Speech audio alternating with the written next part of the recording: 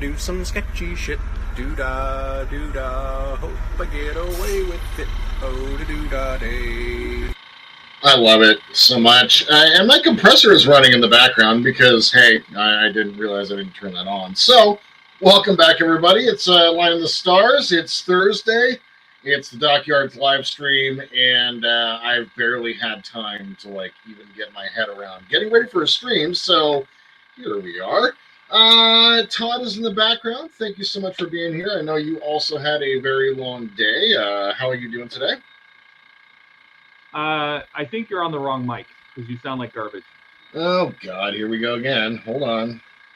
I really wish it would stop doing that. Yep, 100%. My God. All right, how is that? That's way better. Oh, my God. You really need to check your settings when you're getting into StreamYard. That's all I got to say for anybody of that. So, okay. If you guys, I understand it's your first stream.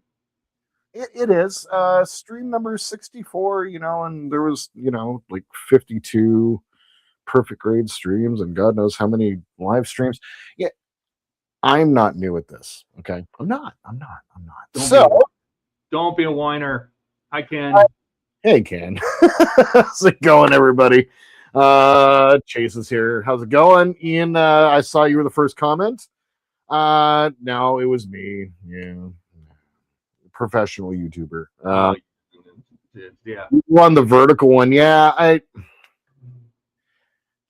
I look, man, I'm a professional YouTuber. That's just all I'm gonna say. That's all I'm gonna say. You should have two streams going at the same time, one vertical and one horizontal. Get off the stupid phone version. He did it wrong. I did it wrong. And the window looks tiny. Jody was on the vertical one, yeah. Maybe you're on the Hey, Steven, how's it going? Hey, Keith, how's it going? He says sound better but clipping. He sounds fine in the studio. Let me I'm a mute and let me check YouTube. Yeah, please let me know. And anybody else in chat, let me know how's it going. If I'm all skippy and what have you. We are in the middle of a huge rainstorm right now. We're getting flooding for the first time in years.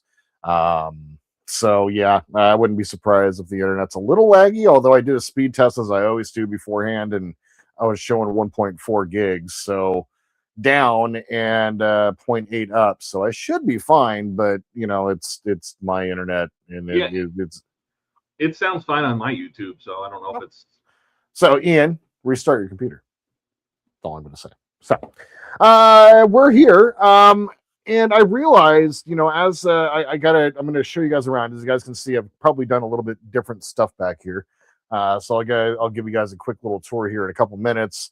But with a bunch of work done, between doing my studio area and then basically changing everything around in my room, I realized I got a couple spots now. One over here, and I'll get to that in a second, and then one over here.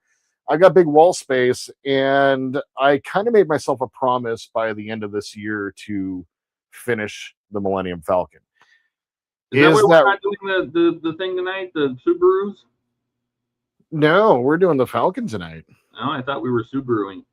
No. Yeah. I saw an original invite was said Subaru. Did you change it? No. Okay. Then I don't listen to me. My brain is fried. Hey, it's all good, man. I'm right here with you. I literally got home with time to change my clothes and drink some water. That's about it. Rebecca thought I was dead because I forgot to charge my phone last night. Oh no. Yeah, I'm just a mess. Yeah, well, you're in the process of busy work times and also home building, so and getting ready to get married, which is all pretty crazy. So yeah, no, it's I've decided that I gave myself until the end of this year to finish the D'Agostini Falcon. And no, so real quick, when it comes to the flooding, where Kat and I live, we're up on a hill. We're pretty high up in the hills, actually, so no flooding here. It is affecting my restaurant, however. Like I had a couple of call outs today from people who are living in flooded areas. There's areas by my work where you can't get anywhere. So it is pretty crazy. So we had 2 inches of rain on Sunday. We had 2 inches of rain on Monday. We had 2 inches of rain on Wednesday. That's a lot of 2 inches. Yeah, well, around here, especially in this house, 2 inches is kind of the norm. But basically, we've gotten more rain in 3 days than we did over the previous 8 months. And that sounds like Arizona. We did that. Yeah, well, that's the thing. So the common misconception about Seattle is that we get lots of rain. Arizona gets more rain than we do annually. True. You just get it over every day. Yeah, exactly. We just have what we call the gray mist. It's always just kind of sprinkling. Like that's kind of what it is. It's always just kind of sprinkling around. And so, yeah, it's kind of one of those things where it's like we're not used to this sort of rain. And I had a loaner car for the last couple of days, and that thing is a piece of shit. And so, don't ever drive a Chrysler 300, folks. That's all I got to say about that. That thing, despite having a V8, was the most laggy, boring car that I've ever driven. And driving around in a sedan when I'm used to driving in a all-wheel drive Jeep, not fun in this. So it's been kind of a crappy week, but yeah, we're doing fine here. We're up. Yeah, I set it up and it wouldn't, the little drop down for it has you can do 2 different streams simultaneously. If I want to, I could watch both right now, and it's kind of stupid. Yeah, sorry. I won't set it up like that again. Hey, Don, how's it going? But yeah, so no, we're doing totally fine with the storm. It's just been, the power's been flickering and what have you. So yeah, that's been a little crazy. Yeah, I mean the same, dude. Like it's inching more than I got, and so, but yeah, so I've been working a lot. I'm pretty much on day number 10. I'm on day number 10. Yeah, I'm gonna be on day number 11 tomorrow. Let me tell you. I have a Jeep, but I have to go to the Chrysler dealership to, do all the work. And yeah, the 300 SRT would be fun to drive. Whatever this V8 was, my Jeep, which has a motor half the size, is more peppy. Is way more fun to drive. This thing was just 300 weighs like 1,000,000 pounds, dude. It's a brick. It's just like it's funny to think the 300 became what I had as a Hellcat. Yeah. Oh, that's the thing. It's like they're all based on the same platform, right? Yeah. And it's a 2008 platform. So it's hey Trent, how's it going, man? Welcome. I mean, overall, like when it was dry out and I could kind of get on it, like it was fine. But I'm used to a car like I hit the gas and I go. So but yeah, no, it's it probably had that little tiny V8 that turned the cylinders off, and it did. Yep, 100%. Like when I would hit, like when I'd stomp on the gas on the freeway, it would take a second for it to get moving. And I'm just like, I've driven. Just apologize and go, I'm so sorry. Yeah, I can't do that, Hal. I'm sorry. Would you like to waste a bunch of gas? However, I've got you, fam. Yeah. But yeah, if you'd like. Yeah, exactly.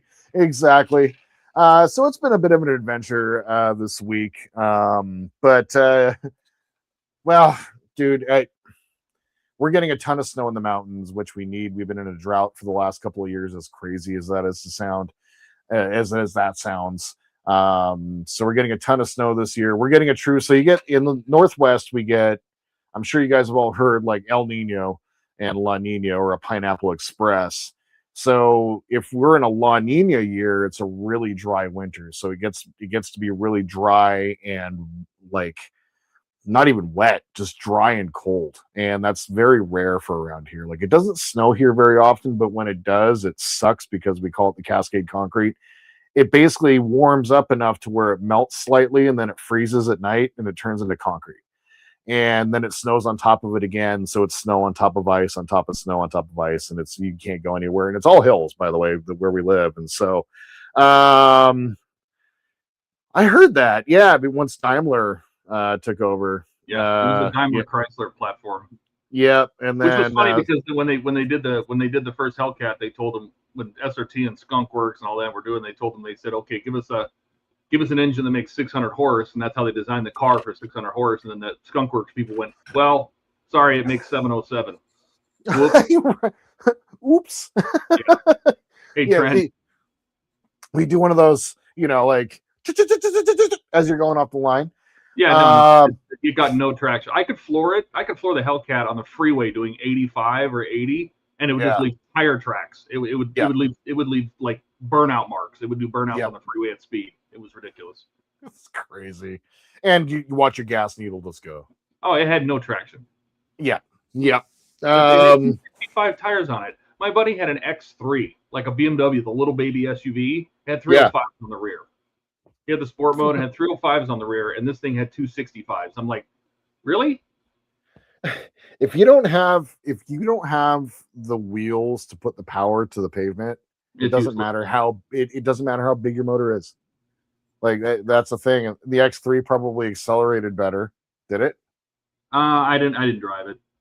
I was just mad that his back tires were bigger than mine. Back tire envy. Yeah. I did. As one does. But yeah, so anyway, it's been a little bit hectic around here, but like between working and then kind of rearranging the room, basically just have been busy. The weekend was wiped out, unfortunately, so I wasn't able to do much work over the weekend. I did do a little bit of recording before the weekend. But basically, as a roundabout, as I like to do, is I totally just diverged off track. One of the things that I did tell myself is I did want to finish the Falcon before the end of this year. I don't think that's actually going to be real, but I want to go ahead and at least get to the point by the time that New Year rolls around where I can actually be in the weathering phase. That in itself is going to take a long time. But hey, Donnie, welcome. But yeah, I kind of want to get to at least to the point where I've got all of the base colors on. I can put my clear coat down, kind of finish the assembly so that I can really like just have the thing, put it on the mat, and get some work done and do the weathering. So that's kind of what my hope is. I know I've been doing some work here and there, and it kind of I when it comes to streaming, it's always just kind of what I'm feeling like either the night before or the day of. I am kind of planning on for every week going forward for the rest of this month doing the Falcon. Hope you guys don't mind. But yeah, and I'm gonna be on vacation the week of Christmas again, so I might do another stream during the week, and if I do, I may bust out the Subaru. And so I guess we can kind of start out with a little bit of that. Kat has basically she encouraged me to find something for myself that I wanted. I know Dawn's really excited about the Falcon. She was like, hey, get something interesting and like for yourself that just tell me what you want and I'll order it. And one of the things that so I'll just switch over to make sure I get the right camera here. Yep. Okay. So over here, I have, I got the Subaru up top. And then, so what I did basically, I'll just go ahead and show you guys around the room real fast. So I went ahead and cleared off a bunch of space. Over in this corner was like a nightstand that I didn't use, a computer that I didn't use, and a bunch of stuff like that. So I went ahead and put my bookshelf over there. And then the Razor Crest is up top along with the Defiant. And then I have a lot of my Starships collection over there, along with the Perfect Raid Falcon, which is actually lit up right now, which is pretty cool. One of the things that I did manage to get done is I bypassed the battery pack on that. So I was able to hardwire it into the wall. So it's actually like, yeah, Falcon, exactly.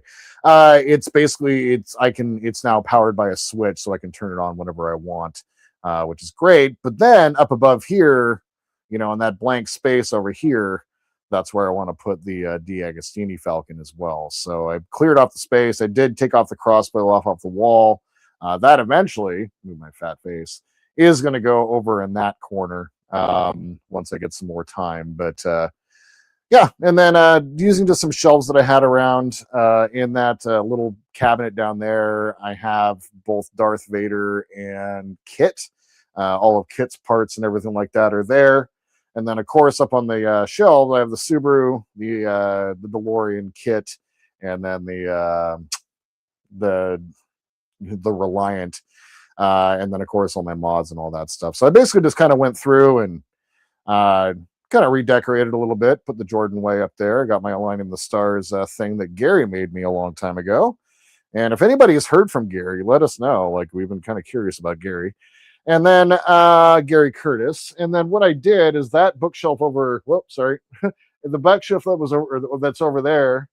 Yeah, there's a pit stain hat up there, along with the big boy hat. I wear that quite often, actually. I wear both, actually, quite often. Because you're a big boy. I am a big boy. But what I did is I did get the Star Destroyer down and got it all wired up and fixed. And so it's all powered up and ready to go. And then the Razor Crest is down there, along with the N1 Starfighter. And then we have Mando kind of over in that spot. And then my Wonderfest Award. And then just some modeling stuff. Most of my weathering equipment's right there. So, yeah, just kind of went through and basically just kind of moved everything around. I did a bunch of organizing. I know you guys think it's too clean, but like everything in those like those little cubbies have like little labels on them. I went through and spent hours. I stayed up to like 4 o'clock in the morning just making little labels and stuff like that. Does have a good question. Yeah. Where's the bong? I put it out in the I put it out in the kitchen for Kat so that she couldn't, like, because you guys have the direct view behind me now. Oh my. She can't just yeah, she can't come in here and like just blast off and I hit mute real quick. Like it just is, it's not happening anymore. So anyway, because of like I have the out of time license plate and I have the night license plate. I don't have the proper. I have to say, I spent so much time organizing it. Like I tested it by doing something really complicated when I did the deflector dish mod, and I'll light that up for you guys and show you guys in a few minutes. But when I did that, this was kind of complicated, and I needed a bunch of stuff, and everything is just within arm's reach. I did do a really good job of setting this up. So, I'm a clean freak. This is kind of how I am. And if I'm cleaning and if I'm organizing, that means that mentally I'm starting to do better. I've been really struggling for the last couple months. What's in the box? I know. So anyway, I know. So anyway, with those license plates, I wanted to do something for the Subaru, and I kind of wanted to do something interesting. And so I had Kat order this for me. You got a new visitor. Say hi. Hey, how's it going? Yeah, someone very new. Excellent. I like it. Welcome. So I had her order a Washington plate with the S40 WRT for the Subaru. So I'm going to put that up there. Oh, yeah, that's nice. Yeah. So it's actually at a place somewhere like it's near Donnie. So Lobelville, I think, is where it's from. It's somewhere close to Donnie. So, yeah. So that's going to go up. Go put that on your car and drive around. You know, I probably could for a while. Yeah. Because they don't run. Because of.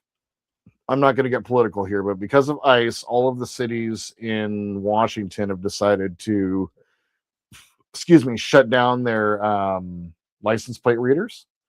And they're not allowed to pull you over if you don't have tabs that are up to date anymore. So it has to be like a secondary offense, so they can't just pull you over for it. Oh my God, dumb. Yeah. I'm like, hey man. Hey. By the way, Todd, I did look into flying down for a couple of days during the week of Christmas, and it is stupid expensive to fly into Sky Harbor, man. It has always been expensive to fly into Sky Harbor, and I'm just like, I can't. Yeah, but what about Gateway? Gateway? What's that? Is that Mesa? The other airport, yeah. Mesa? I could definitely look into that. Okay. No, they don't. Not at all. No, if you want to fly on like Spirit or Frontier, they're probably super cheap, but that's what they fly out of, and that's actually close to the house too. Okay, that's good to know actually. So I'll take a look. It was like slightly out of my price range, so I'll take a look. And so I was thinking like maybe coming down like Monday or Tuesday or something like that, staying for a day or so. So go ahead and Have you ever been down here? it's been a while. It's been God, when was the last time I was in Phoenix? I think it was last time I was in Phoenix was 2014. I went every year from 2007 to 2014. The Mariners, their spring training is in Peoria. So I would go to spring training every single year. It was like a baseball thing that you just do. So yeah, it's been a little while, but I love going to Phoenix when it's the middle of the winter. It's kind of nice to be able to get a bit of a recharge. It's supposed to be super warm this week, like 80. Really? Like record breaking. Wow. Yeah. See, I'm kind of down for that though. Like, I mean, for me, like the whole reason I like to go down there during like March, April, May, somewhere in there is, we have months of just shitty weather. So there we go. That's pretty badass. I'm happy with that. So yeah. Yeah, that's true. Spirit and Frontier are the super low cost airlines. Yeah. I've flown Spirit one time and it was one of the most entertaining. Yeah, I don't know if he means flights or fights, because it could be either one. It could be either one. Absolutely. Hey, Andrew, how's it going? And then finally, just a heads up, I won't be on the Friday stream tomorrow. Oh, that's right. You're heading up to the cabin, right? Yeah, we rented a cabin for Christmas, so we'll be up there this weekend. Excellent. And then the other thing, I meant to do this last week and I totally forgot. Oh, what's that? Ken was awesome, and like we were kind of talking, I was kind of feeling like shit at a certain point last month, and so he sent me the Star Wars Advent calendar, and this might be just one of the most fun things that I've done. Like Advent calendars usually are like candies or something like that. The ones that Buck are doing I really kind of want to get into, but yeah, so basically you get to build all these little minifigs, and we're going to be creating like little like carts to carry droids and some R units and buckets with stuff in it, and looks like a gingerbread fire truck. It kind of does a little bit. So so far we have 3PO with the red eyes from Rise of Skywalker. Unfortunately, droid toilet. What is this? He's sitting on a throne because this is 3PO who is in charge of all the Ewoks. So he's an evil 3PO. And speaking of Ewoks, we get a tiny little minifig of an Ewok there, and we're building kind of components for. Andrew, you may have clicked on the wrong stream. Yeah, there's 2 streams going. He's doing vertical and horizontal. So go to his channel and get the other one. Yep. Sorry. But yeah, we're building some little consoles, and there's a little Ewok there. And then we're building. What's that? You just said nice, have fun. Nice. Oh, you're good. Yeah, it looks like his digital toilet, like a little digital shitter. It does. Yep. Yeah. On it just abilities. Yes. I mean, hell yeah. But then just like a bunch of little droids, like cleaning droids, and then you have like. Did you do the Enterprise Advent calendar last year? No, I didn't. Oh, you should do that. That's fun. I know. I was planning on doing it this year, and I forgot. But then you get like little buckets of like droid parts, and then you get like tools, and like they're clipping in, so we're creating something. I don't know what it is. It happened. Holy shit, Howard.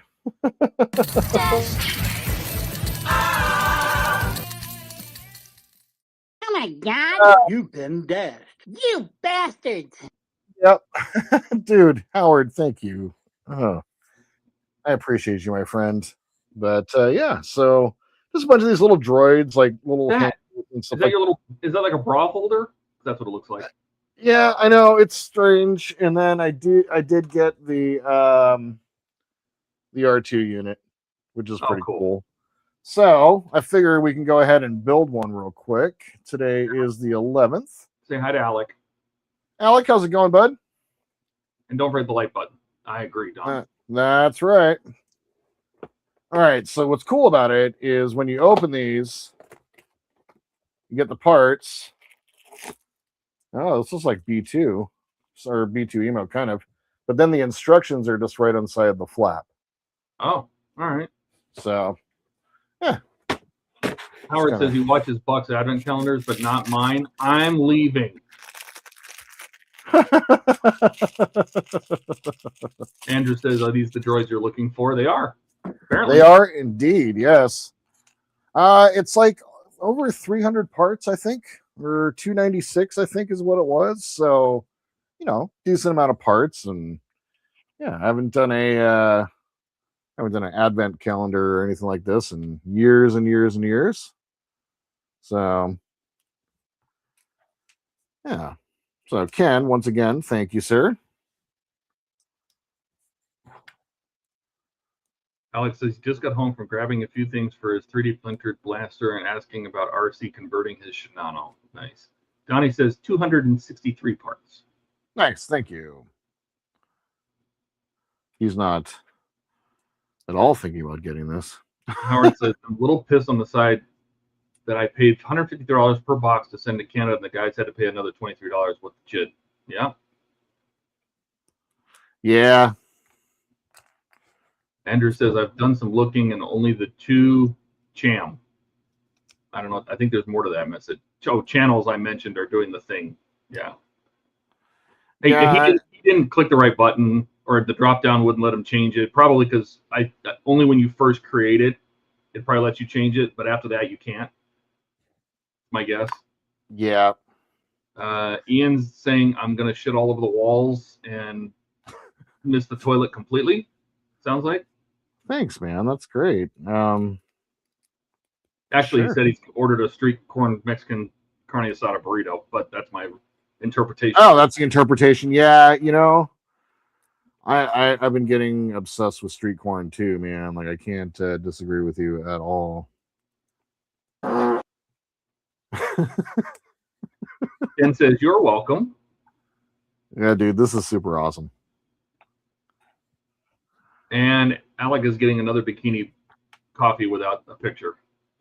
Well, you're not supposed to take pictures in there. Andrew says, I don't think Todd knows what I'm talking about. Well, he said in multiple messages, I've done some looking, and only the two channels I mentioned are doing the thing. What thing? Oh, got it. Is this Yeah. your thing, you guys? Your little secret thing you two are talking about? Yeah. All right. Yeah. That's right, Don. Somebody has to decipher it.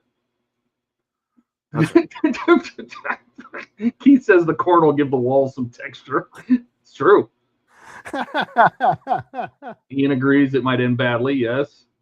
And here we go. The play-by-play. Yep, that's true. Oh God. Alec, gotta have the play-by-play. Hey guys. All right. Hey guys, I'm sleeping. Hey guys. All right, there it is. Our little droid for today. So, anyway, just wanted to share that. This is pretty cool. It's been hard. Tom Burritos are armed and is prepping his tortilla tube That's right. for his launch bay. That's the best. Indeed. All right. What are we doing on the Falcon? So I am going to. I just kind of move my screens around. I need to work on paint. So got my compressor all fired up and ready to go. Let me go grab. Let me open up the file first because it is a very large PDF. Yes, and give credit where credit is due. This is Joshua Wraith's paint. This is Joshua Wraith, exactly. His paint guide. He did exactly what I would have done. I give him all the credit for it. Yep. Ian says his tortilla tube is already rather irritated. Oh God, what'd you eat now? And Donnie says, weird. The title said the Falcon was going to be here. Yeah, you better get a piece of it and put it on your screen. Well, 32 minutes. Finally going to see some Falcon. Hey, it's about Falcon time. That's what I always say. Yeah. Would you Falcon do it already? Huh? Would you Falcon do it already? I will Falcon do it already. Yeah, you better. All right. So I got to do that red pen. I'm going to do that. The cutaway. Dude, it looks so good. Like I have to say, it looks really great. What we got done was, I believe, the first, like the way Josh has done this, and the thing that I really appreciate about his process is he's building up from the bottom up. And so what we've started with is we've gotten these outside panels. I'll go ahead and widen out a little bit. That's part of the reason why I did this. Like, I don't normally, here's my crotch while I'm recording, but like part of the reason I did this is so that we can see a little bit more of the model, because the Enterprise, the Saucer, what have you, and the Falcon are just getting huge.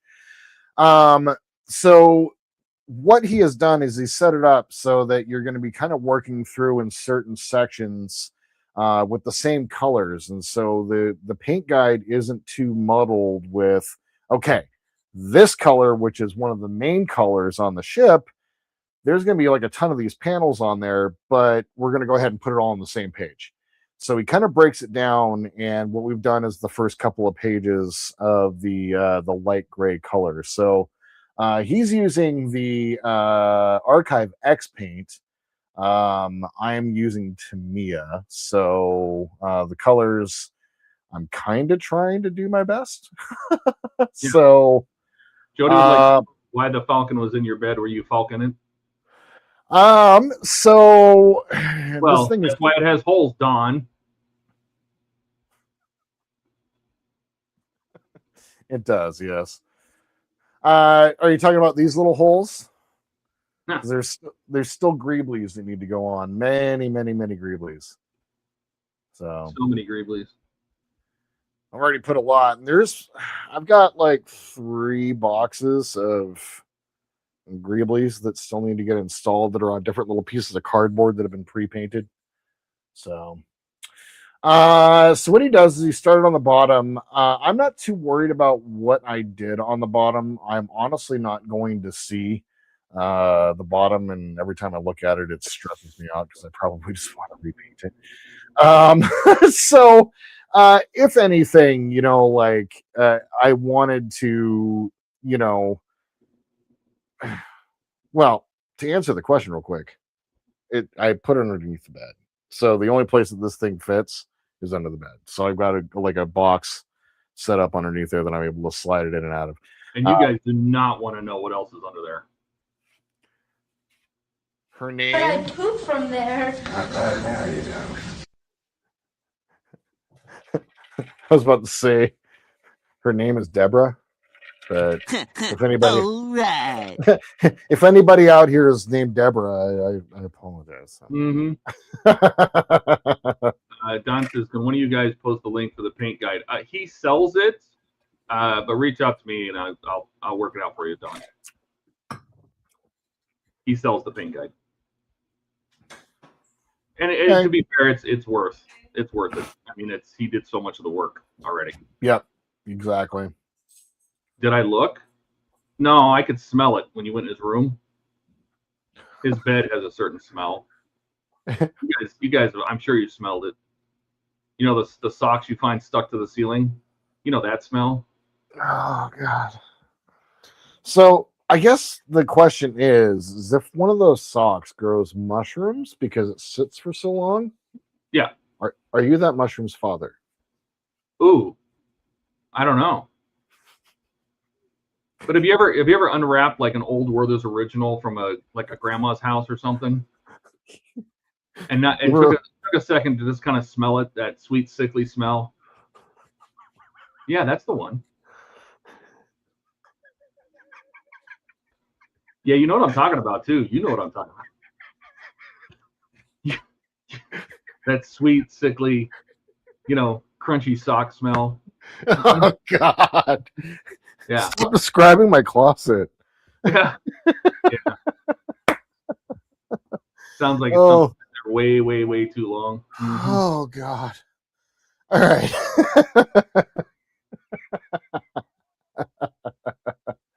Yep. Jesus. Way too Damn descriptive. Alex says that's Jordan. After many hours of gluing on Greeblies, I see Greeblies in my sleep. Yep. Don says, "Will do." Donnie says, "Deborah in Dallas." Oh, Deborah in Seattle. It's part 2. Yeah. She did the whole city. Yeah. Let's see. Alex says, "I need to buy the paint guide too. It's really good." Classic other Don. A cat dusting. Donnie says, "Is that what's back there on the ceiling?" Mm-hmm. Uh-huh. We broke Jordan. We got to break it. We got to break Jordan. That's what we do. He's laughing so hard he can't breathe. That's right. Yep. Because he knows. He knows. Well, every person watching this knows. He knows that smell. Ooh, that smell. All right, I did that. All right. Can you smell that smell? All right. So let's go ahead. I'm on page number. You do have it. Where are the page numbers on here? 29. Howard says, Alex, not Alex, stop confusing me with the alien. I don't think I did. Oh, and Buck's here. He says, I turn on the TV and there's Laughing Boy. That's you found a good time to join. Yep. How's it going, Buck? He's actually going to do some work now. Yes, you actually turned in at the right time. I'm just not talking anymore. It's great. All right, I need to dust this off a little bit. So, turn my airbrush all the way up. You should get you some little makeup brushes. They're really good at. You have makeup brushes. They're really good at dusting stuff like this and Legos. What I've gotten for that actually, I picked up one of these. Yeah, but the vacuums. The thing about the vacuums, unless it's not a vacuum. It's actually it's a blower. Oh, does it have loose? Yeah. Okay, there you go. That's all right. But the only reason I'm not using it right now, I'll use the brush actually. It's not a bad idea. The only reason I'm not using it right now is it is insanely loud. So, like your socks. I had to buy new socks today.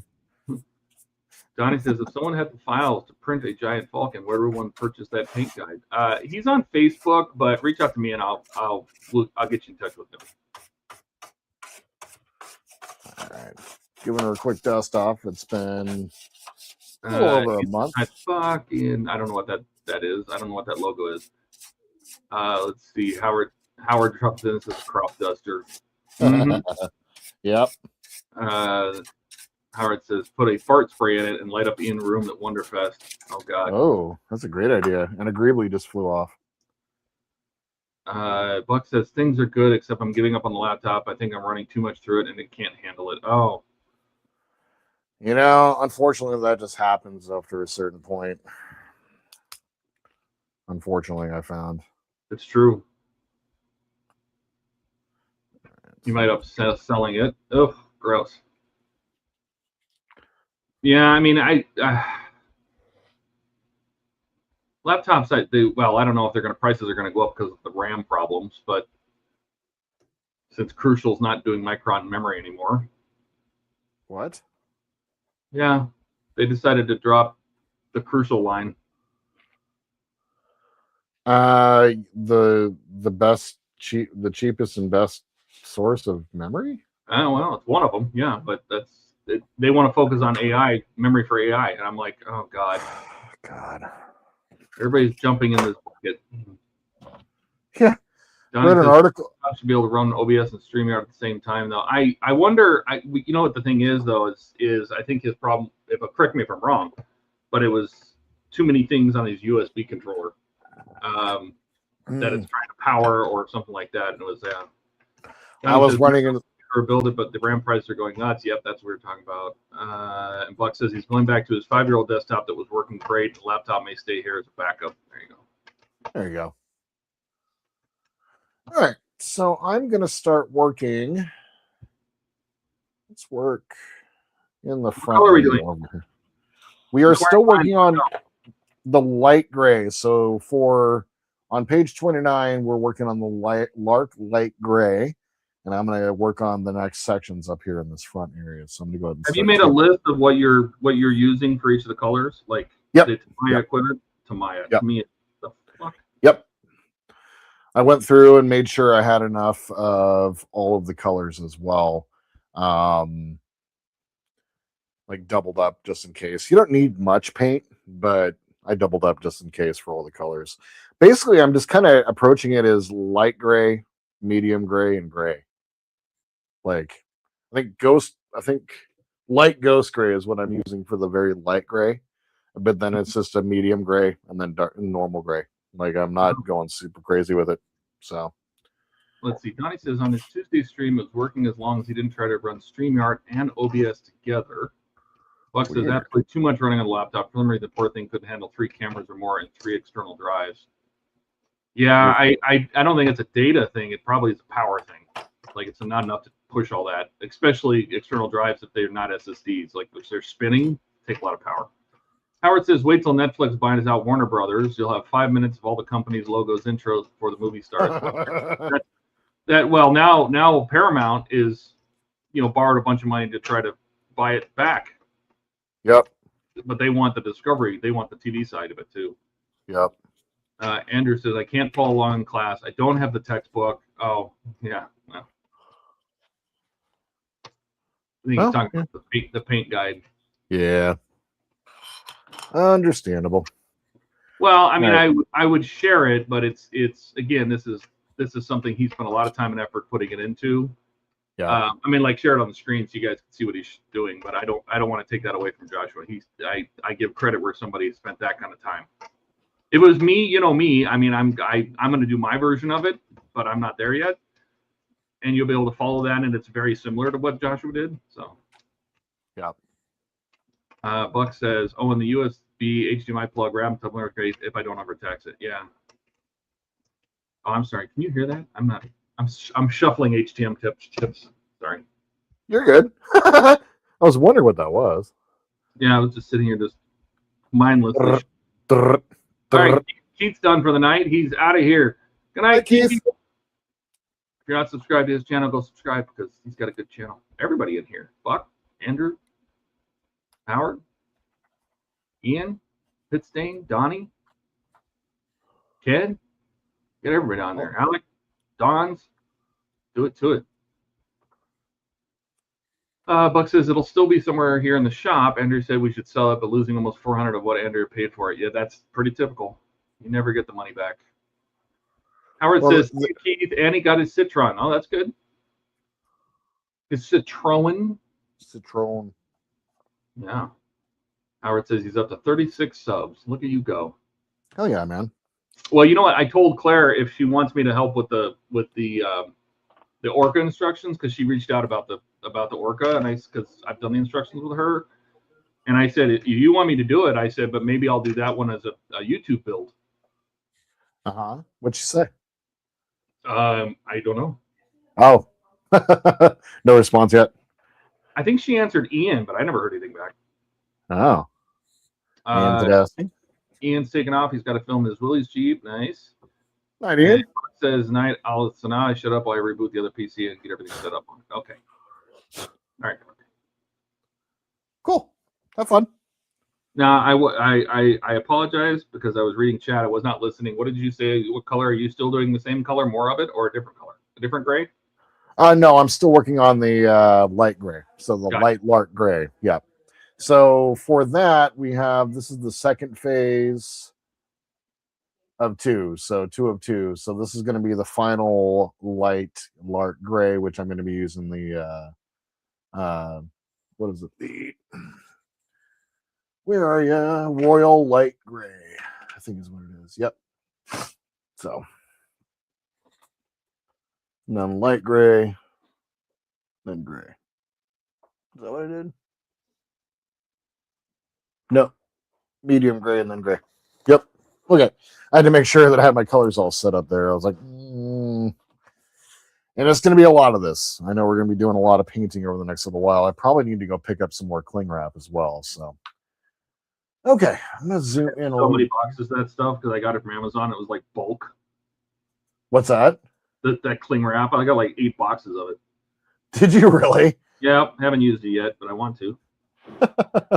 I mean, you're going to have the opportunity here. So, and Cam's here. Say hi, Cam. Hey, Cam. Welcome, welcome. And Jody says he's starting on a larger version of the inserter today. Oh, very cool. The inserter? Uh-huh. It's the USS inserter. Don't judge. Just yes. Mm-hmm. All Starfleet ships are named after something. I just don't want to know what that's named after. So, Let's see. Howard says it's the final gray down doo da da da da do, and I'm sitting. Oh, I get it's the final gray down. I'm sitting in the parking lot waiting. I'm giving my play-by-play too. All right. Buck says, I wish I could hear back from Claire on the Orca or the Cuddy. I did hear back from Mike. He wants to send me the flame mod for the 66. He plans on sending it next week. Well, that's good. I'm glad he's following up with you. Good. Howard says, insert this. Buck says, unfortunately, next week never gets here. That's true. Like this, you walk into a bar and it says free beer tomorrow. And then you go in tomorrow and the sign still says free beer tomorrow.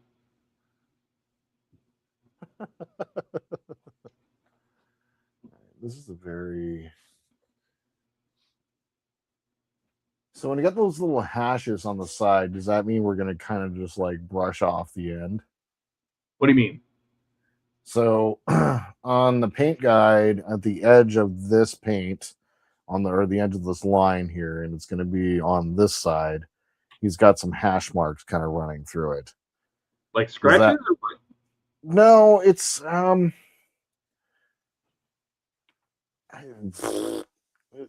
I don't really know. It's like he shaded it like the very end of it, but he just shaded it with like a bunch of diagonal straight lines.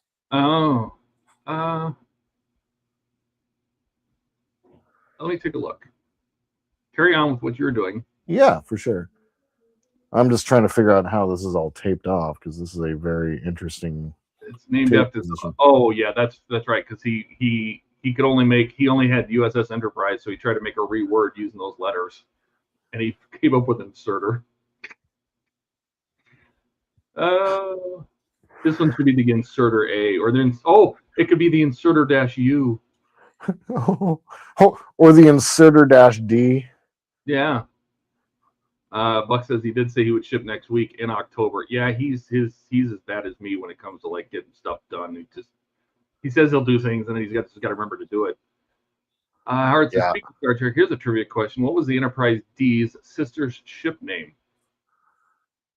The Enterprise D's sister ship name? The Yamato. You are correct. And Jody says, I use the Enterprise B as a starting point. Yeah. Cool. What was I doing? I was doing something. What was I doing? Oh. Opening the thing. The paint guide. Yeah. Yes. What part are you in? I'm in part 3, page 29. Yeah.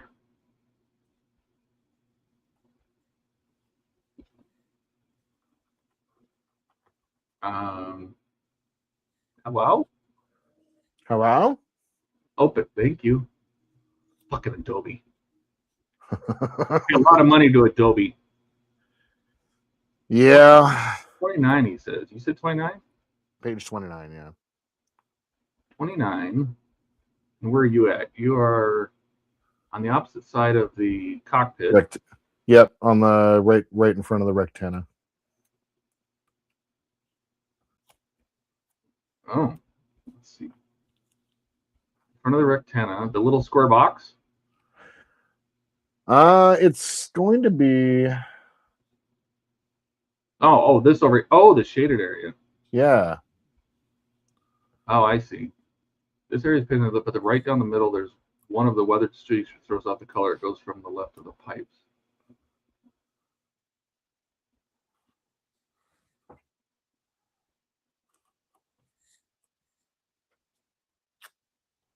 Oh, I don't know what he means by that shaded area. Yeah. Wonder if there's like a glossary here. Let me scroll up back up to the top real fast. Or like a legend. Oh, he does mark it. He says the areas that are yes, he says the areas that are pointed to, and that's no, that's not either. Why? Hold please. I figure it out. Cool.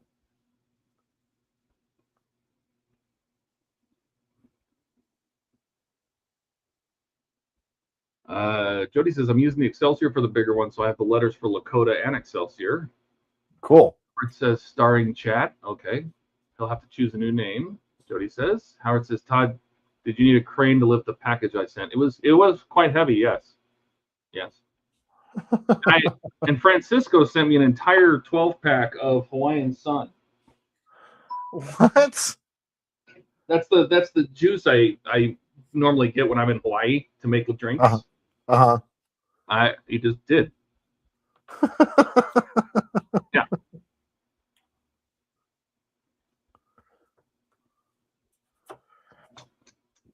So kind of how I'm interpreting that, like just for my thought process, is kind of airbrush off of it a little bit. Like it's kind of like a very obscured end to the line. That's what I'm thinking. This is a really complicated set of lines here too. All right, there's that. That's that one done. And then we're going to go ahead. Oh, is it the two panels that are connected to that? So I'll bring that back after we take care of. So what I need to do is grab the part that we lift off here, the forward part of the center part where the concussion launcher is. I'll grab that after we paint these, and the one more panel that is back here around this weapons pit. Or not the weapons pit, but maintenance pit. So this one, we'll take care of those, and then I will go ahead and grab the liftoff part, and we'll go ahead and work on that a little bit. And then for this final little bit, because I don't have, it's not connected, what I will also do is grab the docking collars or the docking rings, and we'll get those painted up there on top as well. So I kind of want to, I don't want to move off a page until I've done all of the things. Like I want to page by page, I want to complete everything as best as I possibly can. I want to be as thorough as possible. So, okay. So this one's taped off. This is part of the liftoff section right here along the cockpit line. And that. Let's go ahead and take care of taping off back here. A lot of this actually happens to be on parts that you can separate off of the model, which is cool. And then we're going to go ahead and tape off right here, which is interesting, but that's how they do it.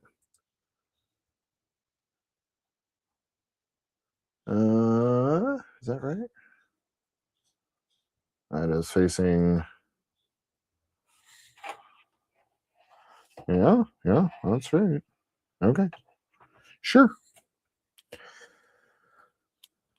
Now, one of the things I need to do is, like, for all these blaster marks and stuff like that, like, what would you do, Todd, to like kind of like these round ones here? So, for instance, these ones, they're just Those quality ones, they're way too perfectly round. So, like, what sort of tool would be good for that? Like taking a Dremel I would put a pointed. I have them. If you bought the pin by set, right? You bought the pin by set. You can get a set of basically pointed needle drill type things. They're like conical grinders. Okay. And I would just put them in a pin vise, or I would put them in a Dremel on low speed and just attack that to look like damaged plastic, because those circles are awful. Like all the rest of them, like there's some here that are not bad. Like these ones that are kind of sitting out here, they're not bad, right? Like they're kind of shaped all right. Like for that, that's going to be easy enough. But those ones that are over here are just like perfectly circular, and it's just like no weapon is going to leave perfectly circular weapon marks on a ship. Like that's just not going to happen. So let me grab my bigger blue tape so I can go ahead and mask off the weapons pit. Not the weapons pit, but the maintenance pit.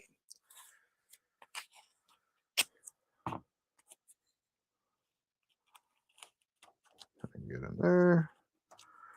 And I'm not being too super precise with, like, I'm not going to be obsessive when it comes to screen accuracy. I want to be as close as I can, but I'm not going to freak out if something is not perfect.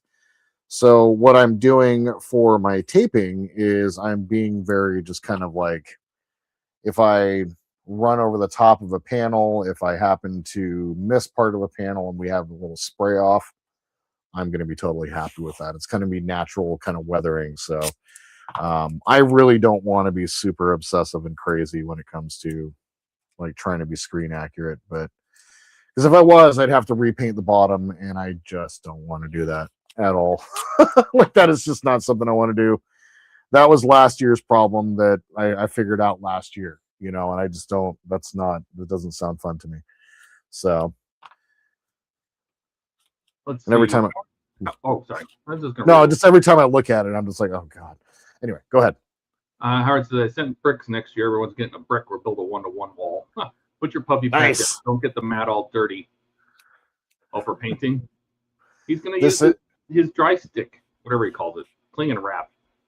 Cling and tug. I am, and I will put a towel down. This is the brand new mat. There is a brand new mat down underneath here. It is, let me tell you, not having a bunch of those little cut marks in there is fantastic.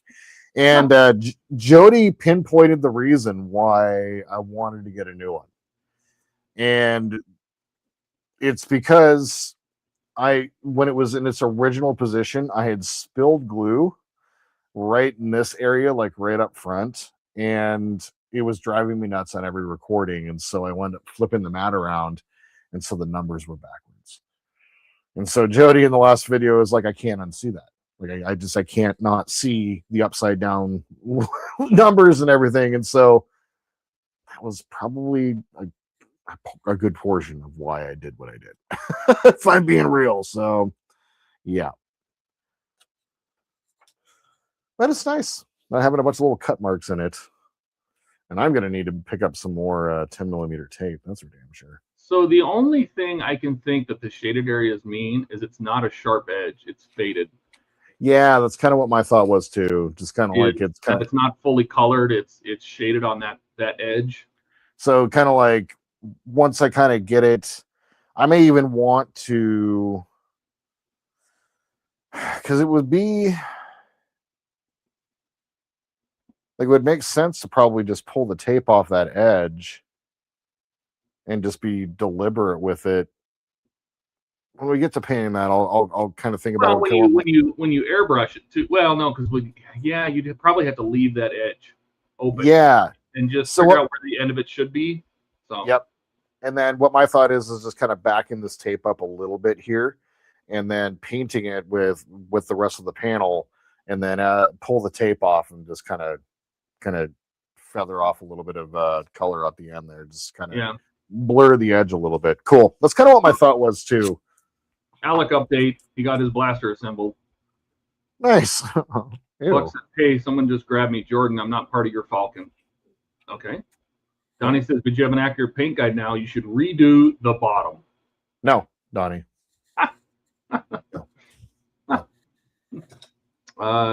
Ian says, looks great, Jordan. Yes, sir. Says, Jody wanted a yoga mat too. The Saratoga was, I don't think that was another D. That wasn't her sister ship, right? No, the Saratoga was a Soyuz class. That was what, which is a variation of the Miranda class. It's what Cisco was in the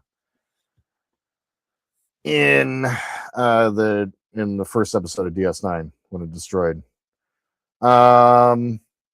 No, so the sister ships, its main sister ship, like the Galaxy, was the NX class. So it was NX something or another. And then the Enterprise was the third ship, with the Yamato being number 2. And then there was the Challenger, which we saw destroyed by the Dominion in season 2 finale of DS9. There was also a couple others. They wound up making a lot of Galaxy classes by the end, but yeah, I know that the Yamato and the Challenger. I think the Yorktown was also so the Saratoga was similar to the Miranda class, exactly. But what it was a Soyuz class. So it didn't have the roll bar, but it had the little missile pods on the side. So Ken says Wolf 359. That's right. That's where it was destroyed. The Miranda variant. Yeah. Yep. Okay, so that should be it for these panels for this. So I'm going to go ahead and get my saran wrap here. Sounds personal. Like we should tell the children they need to go to bed now.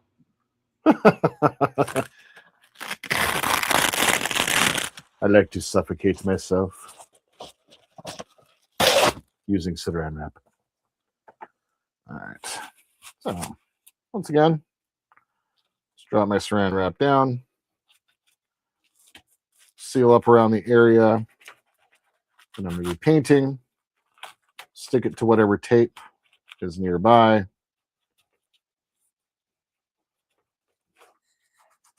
Then I am actually going to go through real fast and replace this blade. There's so many panels when you look at the studio model where it's almost like, you know how sometimes I'll paint with a card. Yeah. Yep. And so it has a softer edge than tape would do. Yep. That's actually a great idea for over there. I will actually do that with the card over there. Like you can just take a piece of cardstock or some paper and just cut that shape out. Yeah. All right. This is the one spot where you guys can see blood tonight. So hold on one second. I'm going to be very careful for a second.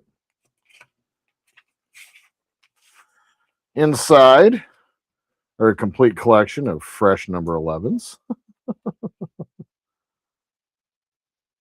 So hopefully I don't. What's that paper? Cosmoline?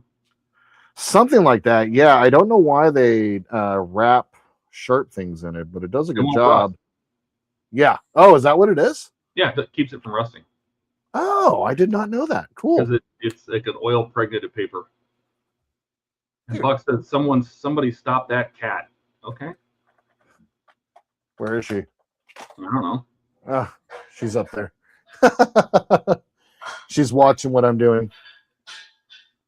And then the other cat is in the kitchen making food. So many cats. This is a cat house.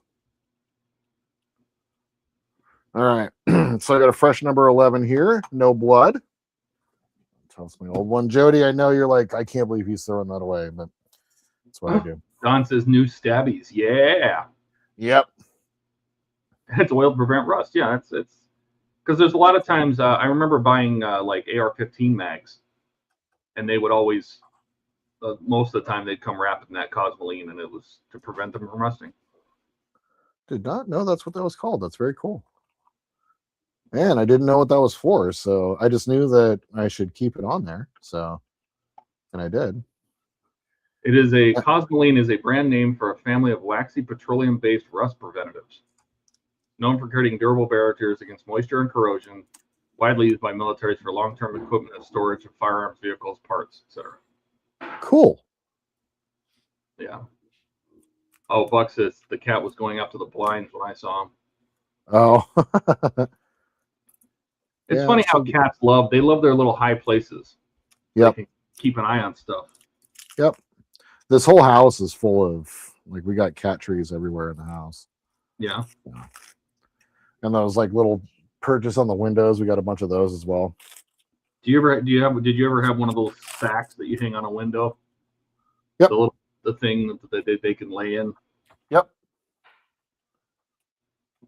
Yep. There's actually one hanging off the front of her tree there, and she's been sleeping in that since she was a kitten. Oh, you have one on that window. I can see it. Yeah. Yeah. We have one. Kat's got two on her windows, and then we have two out in the living room. Do they get used frequently? I was always curious. Oh my God, yes. Love they just lay on that and look out the window. And yes, and the reason that I keep this open is because there's just nothing but trees back behind us. Yeah. So it's like Soji's TV, like it's something for her to watch. So, probably a lot of birds. Oh my God, the birds are crazy. Yes. Do they torture the cats? Have they learned that the cats can't get to them and they torture them? Yes. The blue jays, especially. Yeah. Especially the blue jays. Blue jays are assholes. They'll come out and they'll just like hang out on the. They'll fly up to the window and go, "You can't get me." Yep. Do your birds chirp? Are your cats? Do they do that chirp thing where they go? Her specifically. Yeah. Yep. Howard says that's what the 321 blocks come in. Yep, that's true. That cosmoline. Mm-hmm. Alex says, update. We had to throw away our cat tree a long time ago. Cats are too big for it. It was falling apart. Now they sit in windowsills and up on bar stools. And Howard says, yes, the cats love the basket and tree stand. Yep. Yeah. Yep. Yep. And if you have these things, they don't claw up the house. It's true. We learned that. So, yep. We had to send the dog, though. The dog had to go to doggy school. Oh, really? Oh, but she came back so much better. Excellent. She knows her little commands and sits and stays and knows the difference between wait and stay and yes and no. And she's a very good girl now. Excellent. Okay, I'll save that one for another smaller piece. And then one more, and then we can actually get some painting done here. And I'll probably grab the rear engine cover so we can work on that real quick. And then we'll do the front. And that's probably, as crazy as it sounds, it's probably all the painting we're going to be able to get done today. So I'm cool with that. Just give your cats an olive. You'll love it. Interesting. Okay. Okay. All right. So that one, I am going to cover this up, and to give room for the card to spray off, I'm going to kind of, like, the line ends right here, goes across. So I'm probably just going to tape off a little bit here, a little further back. Or would you recommend, because I'm going to use the card, would you recommend still having like a solid line that I'm going to build to and then use the card to wind up spraying off in the end later on? I would, if you're trying to make it like have a soft edge, I would only tape it on 3 sides and then use the card as the 4th side, so you can allow a little overspray to get underneath it. Got it. Okay. Because if you do tape, that overspray is going to still have a sharp edge, and you don't want exactly. I would only tape where you want hard edges. Yeah. Let's see. Howard, any more updates on the homie? I think they probably have. We don't know. I think we're going to look at it on Sunday when we come back from the cabin. We're going to swing by the house, but they should start drywalling upstairs. So, because they had to put in the drywall sheets before they framed it, because they're like 4 foot by 12. They're huge. So the stacks of drywall for the upstairs were already put inside the house before the roof went on. Oh wow.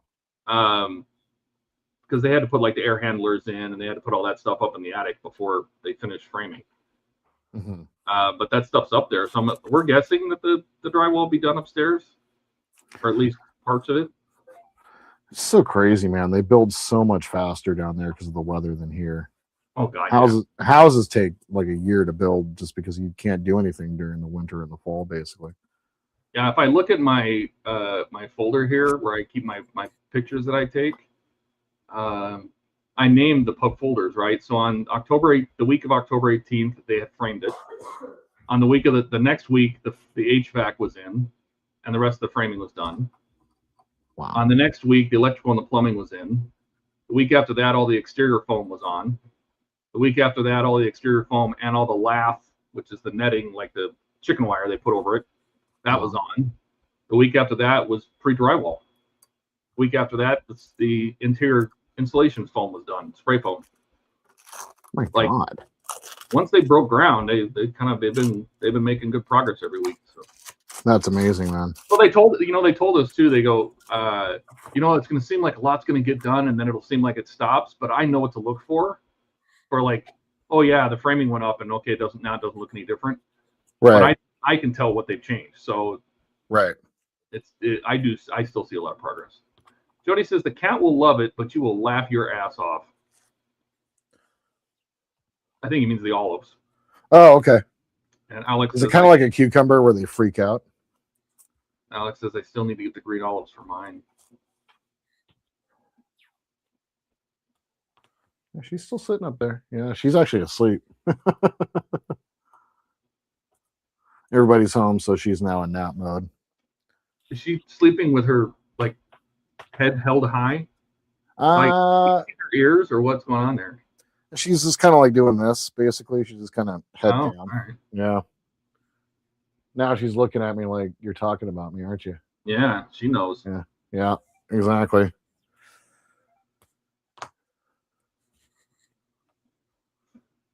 Alex said, oh wow, sorry, I'm playing around with the Yellow Goo FDM slicer and was surprised to see that it starts in a completely different place than a Prusa slicer. So I'm used to it starting on the left side, not down at the front of the bed. Thanks for the update. Yeah, every slicer is a little different, for sure. A lot of people have been asking where to get the files after I posted that photo yesterday.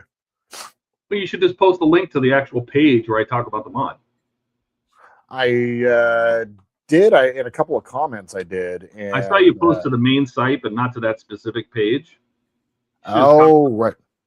You should copy a link to that actual mod page because it has its own dedicated page.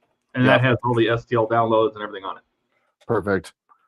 I was definitely going to be doing that for the video description for tomorrow. And if he ever does put them back up on, well, if Shapeways actually comes back in the way it was supposed to. Yeah. And he puts them back up there, then I'll update the links. John actually reacted to the post. Oh yeah, him and I, we worked on that for like a month, going back and forth because he didn't have the model. So, or it wasn't at that point in his build or something. I don't remember what it was.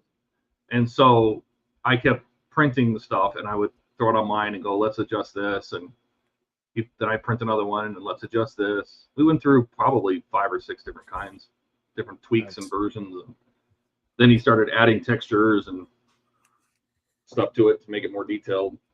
He did really good. Oh. Yeah, I mean, you can go ahead and fire it up real quick. Like I'm super impressed. Like, wasn't the color temperature that I was looking for, obviously, but they sent me the wrong color. I ordered the right one. I confirmed it, but I could see, a picker seeing blue versus blue. One says light blue though. But anyway, it's besides the point. Yeah, it should have been. They should have had like blue and then cyan or something. Yeah, exactly. And it came from China, and so I just did not feel like waiting. So not again. because this has been what's been holding up the build. So here it is unlit, by the way. So in the video, I actually wind up, the reason there's a little bit of paint here is I wind up taking my finger and I gouged it. I did that at one point. Yep. And I actually did it on both sides. So, that's right. Battle damage. Yep. So I wound up, fixing a little bit, but yeah, no, it turned out really great. I love that yellow along the outside. I need to take a little bit of the Citadel and get around the outside. But yeah, I really like that. It turned out so good. And then we're going to fire it up. This was actually really easy. Like you had to do a lot of work to get this done, but like the actual assembly, once like all the engineering was done, like it super easy. It took me like maybe 30 minutes. Now don't blow the cob strip, okay? I won't. We're at 5 volts. I wound up using a 2.2K resistor and to dim it down. And you were right. You cannot airbrush silicone. It just wipes right off, just like that.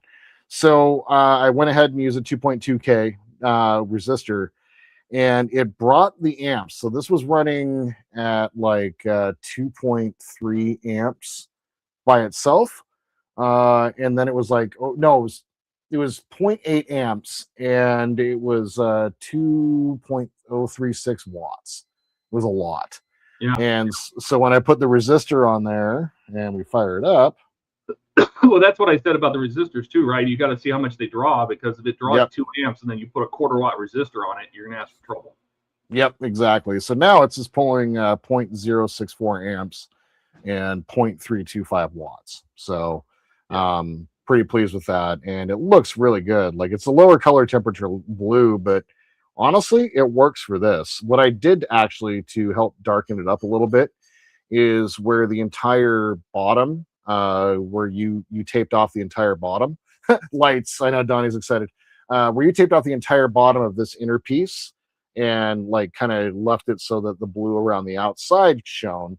I actually wound up airbrushing the middle a little bit and then kind of faded off a little bit along the outside to kind of diffuse it with a little bit of black. Yeah. And it did a really good job. So like what I like, and it's the same thing that you got the effect of, is this dimmer around the outside of the ring with a concentrated light in the middle. Yeah. So if there was one thing I would have done differently, and it looks a lot whiter on screen than it actually is, but if there's one thing I would have done differently is I should have, with this blue, I should have probably kept the original stock color blue on the inside. So instead of like using the IPA. So did you glue all that together, or you just have it pushed together? It's glued together now. Oh, Jody says you're deflecting again. I am deflecting. That's not a Falcon part. Not a Falcon part, yeah. Yeah, and Don's upset. If you could still pop it off, you could probably. Well, did you glue it all in, or is it? Can you pull it apart if you were to pull the screws out of the back? So the only thing that's glued in is the actual Bassy part, like this piece. Well, I was just saying, if you could get to the outside of that center clear part, and put like clear blue on it, I wonder if it would tone the blue down. I bet you it would. So I can get to that center part. Like I only use like a couple of dots of super glue in there, so I may actually do that. Yeah, that's a good idea. I was just thinking, if you wrap the outside of it, so when the light passes through it, it really tones it back to blue. Yeah, the blue. Yeah. Yep. So I used just a single coat of the frosted glass as well, and it wound up working out really well. So, all right, let's go to actually painting, shall we? So let me grab my Royal Light Gray, my XF80. And I love the fact that I have this little mixer over here. So it's,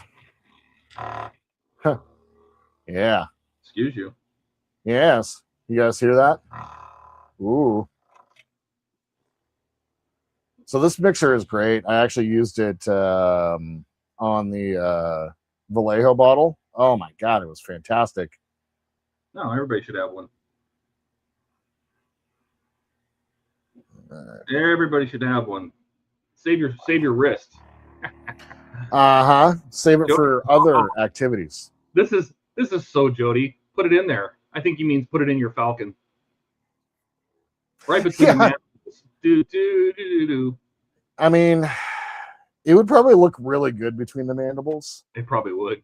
I'm just saying, like, it's a really cool part. Like, one of my favorite parts of the Enterprise D is actually, yes, Buck. The Millennium Prize. Or the Enter Falcon? No, the Falcon Prize. The Enter Falcon. Donnie says, gee, that sounds familiar. He loves his Vortex mixer. He knows that sound. Yep. Just loosen up the airbrush a little bit here. All right, we're good. So, what do you like to spray Tamiya at? What do I spray Tamiya at? Tamiya doesn't use very much. Yeah. I mean, I don't know, 15, 12.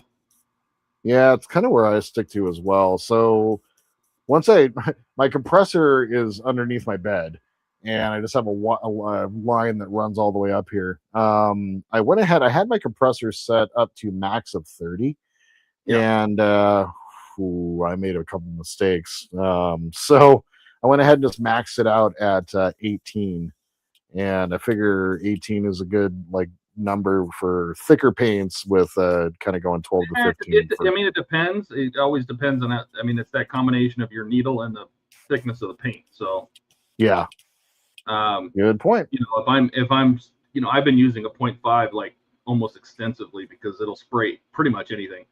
But it does take higher pressures. So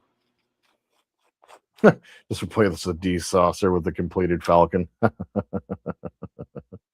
Why not? Right. Buck says, is that your compressor or magic fingers? No. Also, yes. He airbrushes while he's laying in bed. He gets 2 for 1. You guys could see that? That's weird. Did you guys hear that? I watched the video or the more recent fart that I did, and it was pretty epic. I saved that clip. I actually have the clip saved. I feel like you would do that.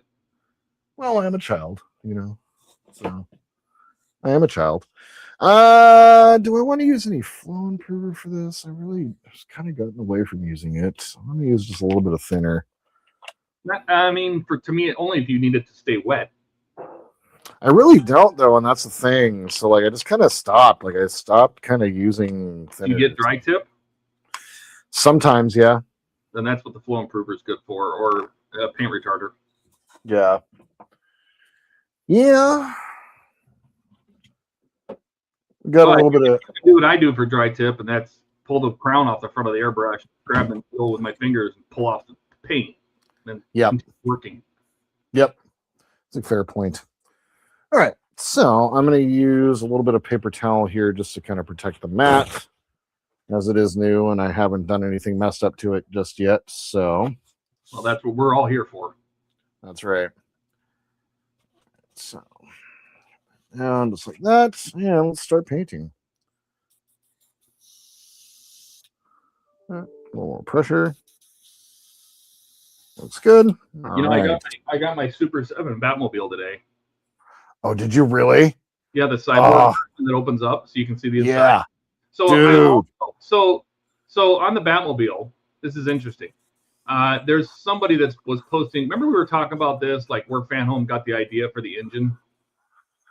Yeah. Right? So, and somebody posts pictures of the Batmobile manual that was done by, is it David Wallace, I think? But the artistry was done by Lucas Luzko, I think. And remember, I found that guy that did the artwork, what I thought was Ed Cummings, and I emailed him and he never answered me back. Because he said he did the artwork for the Eagle Moss publication. So I'm like, these are all too familiar. And that guy, the artist for the Batmobile manual, emailed me back. So him and I were talking. And I asked him, I said, when you did the cutaways, because it seems like Fanhome is absolutely using that design. Right, the shape, the pipes, the air cleaners, all of it. It's just it's way too familiar. It's too similar. And I asked him if he came up, like, did he have to create those internals himself to do his cutaway, or was that provided by, like Warner Brothers DC? Right. It was 100% provided by Warner Brothers. Oh, really? Yeah, that is what DC Comics believes the internal of the Batmobile should look like. Seriously, it is true. So Fanhome is being accurate to DC Comics. That's kind of crazy considering. Yeah, and that's why I bought this Super 7, because this Super 7 is an '89 Batmobile that the covers come off of, and I wanted to see what the interior looked like because it looked like they followed the same thing, and it would kind of confirm my theory. Oh, dude. Should I open it on camera? I'm ugly. Yeah. You want to see it? Sure. We'll see Ugly Todd. Yeah. Oh God, I have no lights in here. I probably should turn some lights on. I got boxes galore. My bed's a mess, but I don't care. If my hair is a mess, you guys can mock me. That's fine. Let me do this. I gotta figure out which camera it's using. I don't need OBS. Just turn on my webcam. What's up? There he is. All right, so this. So by the way, this is the Batmobile manual I was talking about, right? Oh, okay. It's done by a Daniel Wallace. I had it wrong, but if you go in here and you find the '89, because he has every Batmobile's in here, but all of the digital artwork that's in here was done by this guy Lucas. All of it, and it's got cutaways of every single Batmobile, the Bat wings, everything. Like this is what is this? The Batman Returns, the one with the glowing wheels. Yeah. Right. So he did internals for all of them. Oh my God. But it turns out that information was actually came from Warner Brothers. So if we go back, where's the '89? There's the Batwing. Oh, here it is. So these cutaways, which is the one that guy on, I don't know if you saw it on Facebook. And he was sharing pictures from this book. Where's the big one? Where's the big key? I thought there was a big cutaway. This one crosses 2 pages. That image, right? Oh yeah. So I talked to him about this image because I'm like, this looks way like the way the engine looks and the little air filters, which are on the Fanhome. They're actually, there's another set that are back here somewhere, right? But I'm like, that looks way, way, way too familiar to the Fanhome model. Yeah, the back of the turbine. Even the wheel we did looks the same. Yeah, so look at it had this kind of this pattern on it. And yeah, I'm like, that's way too familiar. So and the turbine has the 2 veins on the top as well. It has the veins, the pipes we're gonna put on. Where am I at? I'm pointing backwards because I'm showing it to you. But the little pipes, even back here on the engine, which there's a reverse. Hang on, let me show you the cutaway. He made another one for the guy did all this artwork in Blender, but there's the back, and I'm like, that looks exactly like the Fanhome parts. It really does. Right. And so I wanted to reach out to him because I'm like, okay, so did you make that up? Did you just, make up some shit? Or did you actually talk to Warner Brothers? And he says Warner Brothers supplied all of that, all the design, everything. And all he did was just 3D make it. He just made it 3D. But anyway, this is the Super 7.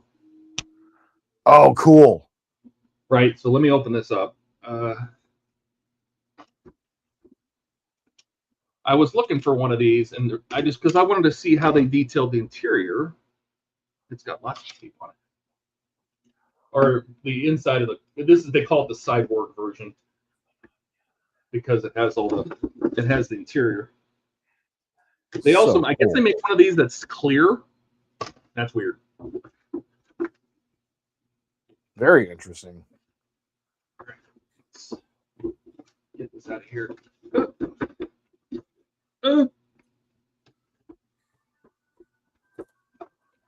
There you go, Don.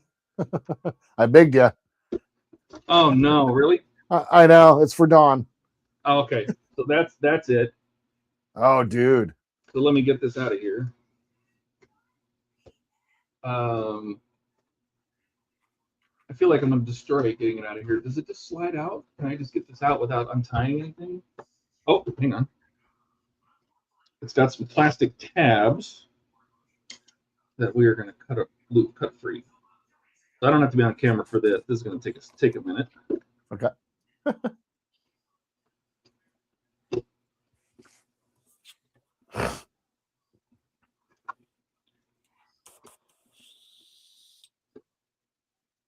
I went searching and I was trying to find information on before he answered me. By the way, I was trying to find more information on where they got the idea, because like Kit, they used the Chrysler engine because they just didn't have anything. Yeah, because there's like GM never made a turbine. No. Well, and Kit, they never showed the engine. No, they referred to it, but they didn't show it. Nope, and it was actually a point of like it was part of the whole filming Bible. You actually couldn't. They didn't want you. They didn't want to show it. Yeah. No directors could actually film from down part. So yeah, if you remember when he ran up the episode after Goliath, when Kit was on its side, they did the ramjet, they did everything in their power to not show under the hood. Yep, including like putting the entire cover on the bottom. Oh yeah, yep. That's done. Well, they don't make this easy to get out of here. All right, so those panels are all done. I used the card to kind of brush off there, and it turned out great. Perfect. All right, so let's go ahead and turn this around here. So is Jonathan Franks. I would like his money and his talent.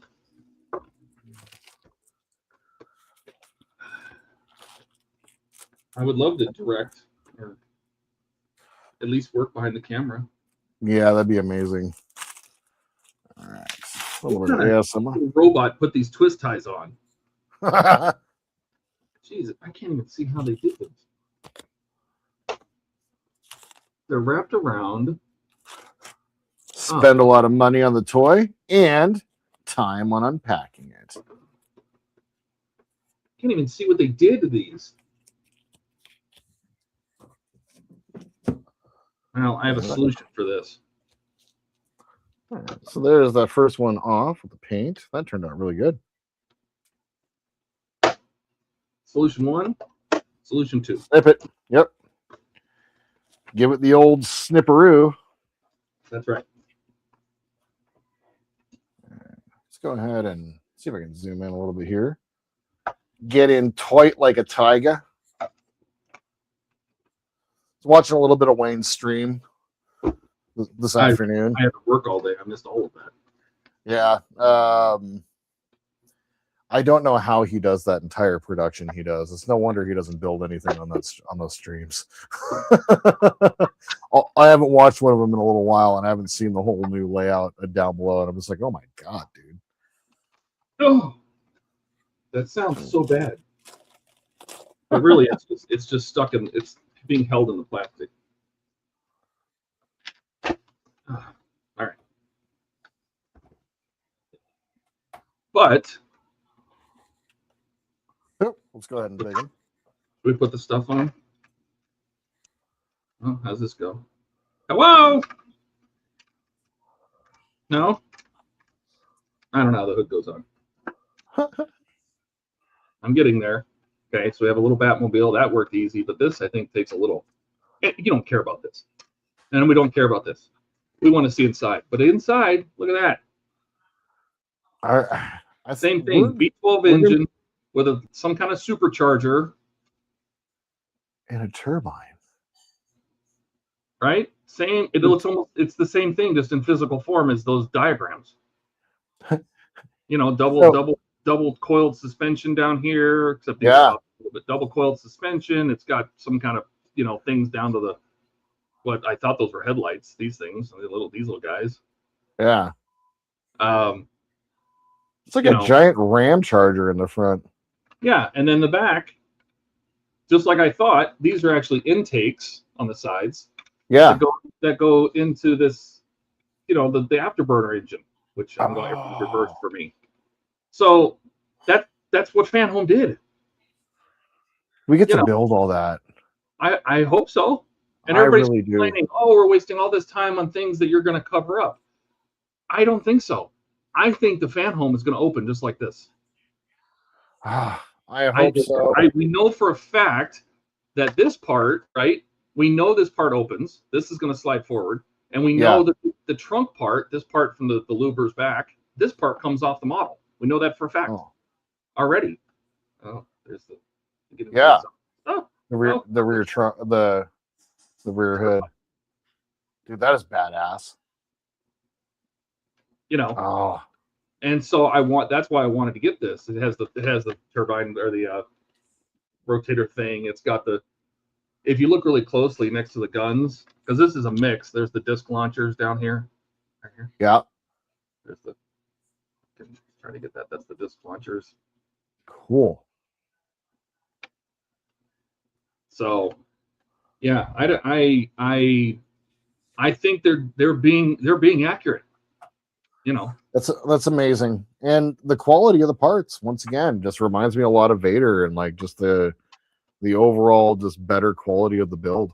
And if they're gonna do that, like, I mean, that I couldn't be happier with them actually like focusing on quality. wow, there's glue all over this model. Uh-oh. Look at all this. There's I don't know if you guys can see this, but look, that is all glue. Oh my god. Yeah, somebody spilled glue all over this. Oh my god. And I think I don't remember how much I paid for it, but it was too much. Oh no. Yeah, it's got something on it, and that does not come off. Oh no. But, you know, they have a Batmobile. Very cool. I really do hope that we're able to, that's what we're going to get with the Batmobile. Like, seriously, that would be amazing. All right. Let's peel off this last little bit. We'll see how my brush off worked here at the end. I read no chat. Let me see. Oh, no. I did wind up getting a hard line. Sorry, I can help myself too. Todd, yep, I was on camera. So, Todd, you see the little Cessna that landed on the car in Florida going on the freeway? I did see that, yeah. Oh, my God. It about crushed that car, too. But when you don't have any power, you're coming down, and that's the one. There's no choice. You can't go back up. Yeah. Story time with Todd. Full screen if you could. That's it. I swear it's Jonathan Frakes. Free at last. Free at last. Yeah. I'm going to. I taped back a little bit, and it definitely still. Oh, see, I wouldn't have had tape there at all. I would have made that edge because that's what I said. When you're trying to do overspray like that, you're going to end up with a sharp edge if you put anything there. And what I would have done is I'm going to turn my camera back. Yeah. Or my camera is all I would have done is I would have had the tape on three sides, and I would have had that piece, and I would just go and I would almost hold this directly to it. Because when you spray it, the paint's going to leak onto the edge because it's not taped down, and it's just going to create a soft edge there. Got it. Because in the pictures, it looks like a soft line, not so much a blend, you know. I was able to blend that off a little bit, though. Yeah, it's your model. We care. Yeah, I'm fine with that. Yep. And that's one thing that this is a skill that I still need to learn how to do. So I'm definitely going to be practicing a lot on this. So, all right. Howard says, are we supposed to get the turret guns too? Yes, the guns come with 89 and the disc throwers. Matter of fact, we actually start building the first machine gun in, let's see, I have through pack 26. Oh my God, you do? No, I have the PDFs through pack 26. Oh, got it. I was like, geez, Louise. And I want to say, I think you start building the machine gun in like 21. You start building one of them right away. Let me see. The first machine gun shows up in 21. Yep. Actually, 20. You get the machine gun housing, the bracket, the firing pin, striker pin, top cover, cylinder. Then you get in the next pack, you get the cover, the barrel, the housing, the muzzle, the bullets, and the magazine. Then the disc cover or the disc launcher comes in the next one. The next two. Then you get the left wing, which is the left front bumper, or the left fender. Left front fender comes in 24 with the machine gun cover. Then you get the left headlight, 26. Because you go from building the engine through stage 12, then you start doing the rear suspension from 13 to 19. and then you start the left machine gun, left disc launcher, and left wing. Interesting. I should go Definitely look. kind of Think they've uploaded. deviates from your typical car part work for sure. Yeah, I'm pretty happy with it so far. I'm enjoying the build. I mean, I wish they would have sent me the dashboard. Did you hear Me Ian too. got a dashboard with one of his builds and not with the other one? Really? Yeah, so he had one he started buying one. He was paying for one because he was still building the Ecto, so they wouldn't give it to him he was already building too many. They wouldn't sponsor it, and so they gave him 4, or he started paying for one, and then they said, okay, yeah, we'll say, he finished his Ecto, and they said, yeah, we'll sign you up for the Batmobile. So he's been getting 2 subscriptions, and he got, I think the sponsored one came with an issue 4, and his one he's paying for didn't, or vice versa. I don't know how that works. That's so weird. All right, assembly guides. Watch this. F12. Let's see if they've uploaded any more. Hiding in the background on the code. 27. Is it there yet? Nope. Not there yet. I love the fact that you got access to that. Anybody does. Anybody can do this. Really? Yeah. I'll show you how to do it if you got a Fanhome account. I do. You should pull up your Fanhome account. I'll show you. Do you have a way to share your screen? I'll show everybody how to do it. Yeah, hold on. If you have a subscription, you know, because if you go to the assembly guides page, it'll just show you only the ones you've received. And it actually, let's say you have pack 2 of the Batmobile coming, and it's not delivered yet. It still doesn't show up, which is stupid. My address is going to be up here, but whatever. No, just go to just load your subscription page and then go to assembly guides. You don't have to show your subscription, the actual subscription. There you go. Got just it. go to There we assembly guides and then you can share it. go. Because then you can jump between all your builds and it'll stay on assembly guides.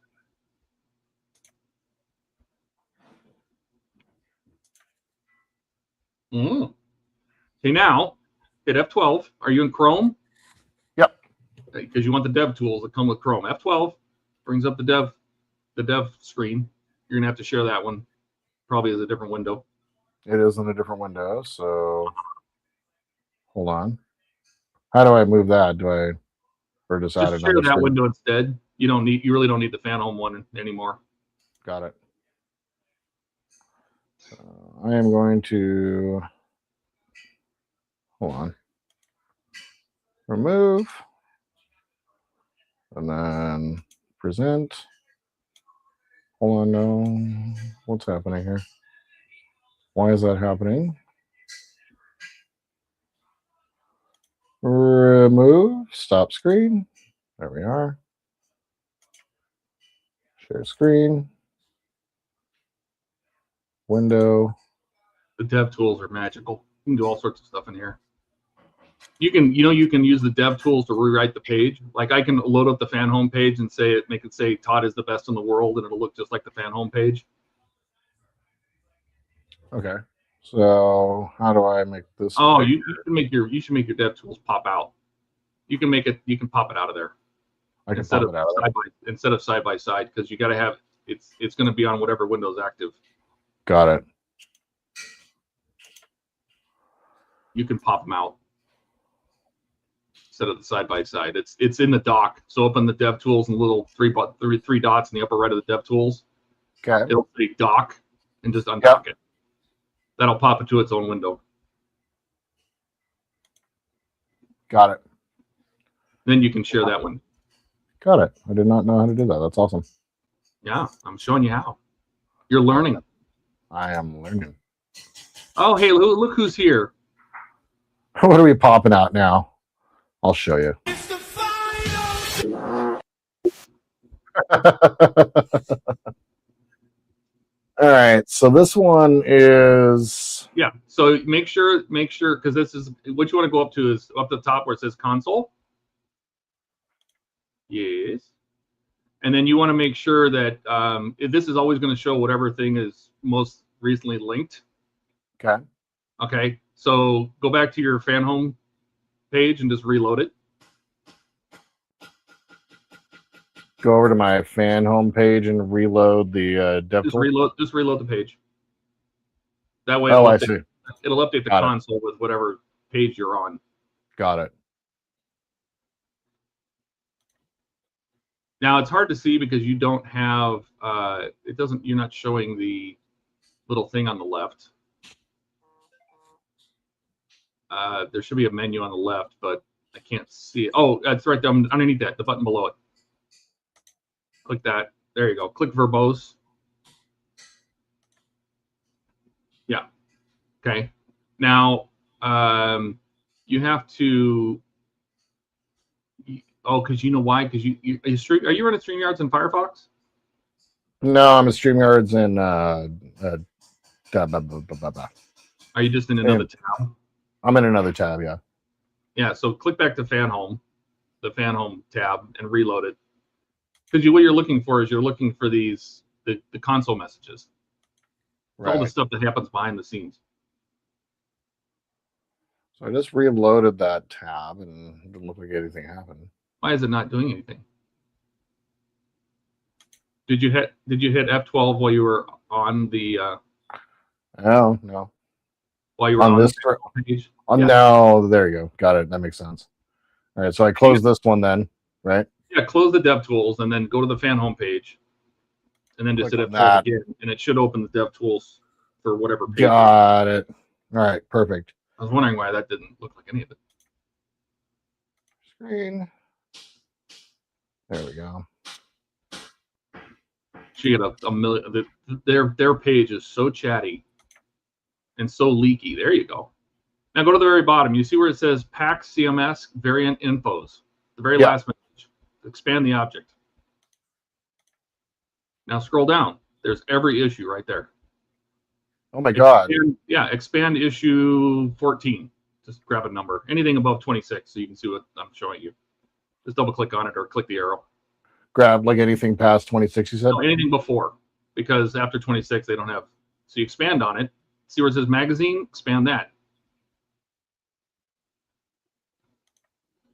There's the source. Copy that link. Download the PDF. Copy property path or source, where it says source right there. Magazine source. HTTP CDN D'Agostini, because that's their content delivery network. So you can double click on that and it should highlight that whole. I'm not triple click. There you go. Copy that. Put it in a browser window. You might have to remove the quotes. But you just take that link, put it in a browser window, remove the quotes, and hit enter. And you'll have issue 14 of the PDFs, regardless of what your portal shows. No, hold on. I wasn't able to copy that correctly.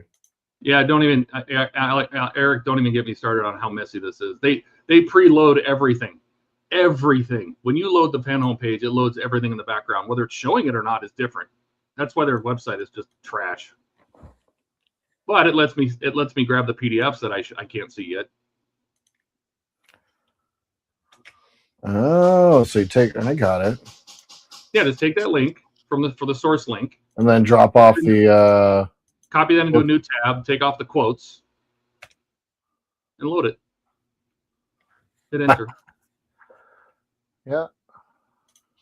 And now you can read stage 14. You can do that for any build you have. If you go back to Fanhome, if you pull the dev tools back up again, if you go to Fanhome and change to another build you have, like the DeLorean, just as long as you have it on your account, change to the DeLorean, it's going to reload a bunch of junk in that console. And the bottom line is, again, going to be PAX CMS variant info. Expand that, you'll be able to you can download all the DeLorean issues. I would download them all. And there you go. There's PAX 14. Or there's issue 14, the whole thing. Yeah, these are like PDFs are huge too, by the way. Oh yeah, and this is how I grab them all. But I'm not subscribed to everything, right? So if people are on Fanhome and they let's say you're subscribed to the 66 or you're subscribed to the Megazord or whatever, right? The exact same thing this works the exact same way, right? So you can look ahead. And sometimes if you go past it, the magazine will just say null if there's no magazine uploaded yet. Okay. Alex says you can get a sneak peek into future packs. That's exactly how I did it. I downloaded through pack 26 or issue 26 of the Batmobile already. So now you look at stuff. Nobody even has this yet. And that's how you sent it to me. Yeah. So I downloaded them all, and I just throw them in Dropbox in a folder and shared that folder with you. Same thing. Dude, that is so freaking awesome. I did not know that was a thing. I did not know how the dev tools worked, and I need to. Yeah. Well, if their website wasn't so chatty, now that I've told it out to the world, I'm sure they'll plug that hole, and I've lost my access to my PDFs. Well, they're probably not watching the stream, but if you are, hey. Yeah. All right. Dude, that is super freaking awesome. Thank you. I'm sorry I totally derailed your stream, but I don't know. I find it interesting. Hey, look. If you have another build, like anybody that's watching, if you have Megazord, or if you have this something else, the 66 or whatever, and you're only up to stage 12 and you want to get the rest of the PDFs, you can. For the DeLorean, thankfully I got your website, right? But they're not sending the magazines for the DeLorean, and they stopped sending the magazines for Darth Vader too. Darth Vader never. Wait a minute. What? They stopped sending the magazine with Darth Vader? Yeah, I haven't gotten magazines in 3 months. How are you building it? I'm waiting for you. Because they didn't make PDFs for the Darth Vader. Well, I'm one pack behind you. Yeah, but how is anybody else doing it if they're not sending them out? Well, now I'm going to go look in my dev tools to see if maybe they're starting to do PDFs. Let me look at Darth Vader. Yeah, I mean, like, I haven't gotten, but I keep getting slipcases. So, yeah. No, they still don't have PDFs for the Darth Vader on their website. So they're just not sending me magazines on. I guess so. They have assembly videos. Maybe that's what they're. I don't know. That's silly. Whatever. It's fine. I don't care. It's fine. Eric says it reminds me of let Fanhome know they forgot Vader magazine 20 with this shipment. Yeah. Buck says cool taught out to dig into this later now. I have the desktop up and running. Just have to hook up the 4v11 USBs. Yep. Yeah. Buck, do you have a powered USB hub? That really is a game changer. I can tell you that. All right, I gotta grab a drink. BRB. Sounds good. And we're gonna basically finish up this last little panel here and get off stream and get something to eat and something to drink, and got off work and basically haven't done anything yet. That way, just besides drinking some water. All right, so this one also seems like, and this is the only color, actually, I think, the only painting I think we do for panels on this portion of the ship. This one also has a bit of a brush off, so I'm going to use the card technique for that as well. And I'm going to give one more college attempt at doing so. So let's go ahead and use a piece that we've already used here. And go ahead and cover this up.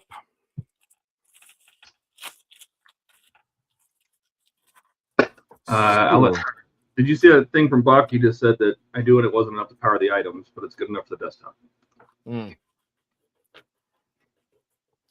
Yeah, some of those old, like the issue that I ran into with my laptop and recording and stuff like that is it just didn't have the USB power to be able to accept many cameras, and it just I don't know what happened to my laptop, but I wound up melting it basically. So usually the motherboard can only do like 500 milliamp. Yep, and that's the thing. So I mean, what happened? I think what happened to the laptop was I wound up, it just kept overheating. And I think it was the same issue that Buck was having, matter of fact. So, but yeah. All right, so we're gonna go ahead and cut out our next little thing here. Buck says it may eventually buy a generic docking station.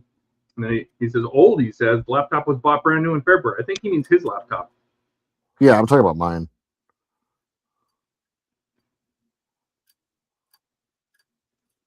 Have you painted anything yet? I have, yeah.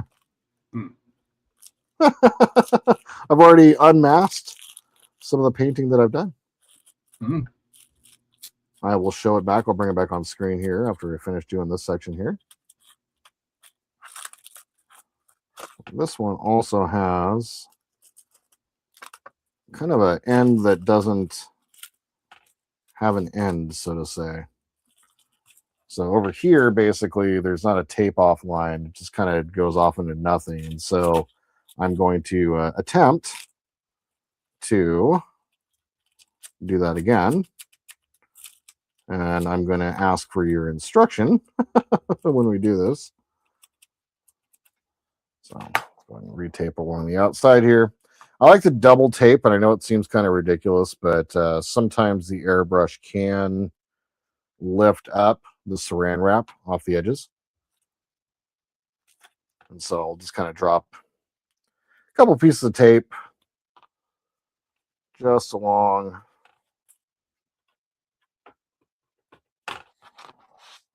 where I cut the saran wrap off of. Then all we'll have after this for this color next time, I'll get into painting this a little bit more quickly next time. And I'll probably have my first lines taped off and ready to go so that we can quickly get into it. So you're not going to do much of this tape work here at the beginning. I don't even know what I was saying. I just kind of got myself off track, as one does. But, oh yeah, so next time we'll finish up the rest of this light color gray, and then we'll move on to the next level of the darker gray. Oh my God, it's starting to smell good in this house. I don't know what she's cooking, but oh my God. Buck says he had a cooler under his laptop. He still has Andrea's 15-year-old laptop. The battery about 5 years ago, and it's slower than getting Dawn to do lights. All right, so when doing the brush off technique, you said basically just kind of rest it up against Wherever you want the edge, whatever the soft edge should be, just hold it to the surface. It's going to spray under the surface. Got it. Makes total sense. Or just hold it just slightly above the surface. So you just want to let a little paint go underneath, so it doesn't create a super sharp edge. Okay. Or you can hold it flat and then paint from above, and it'll just spray underneath it automatically. The paper, I mean.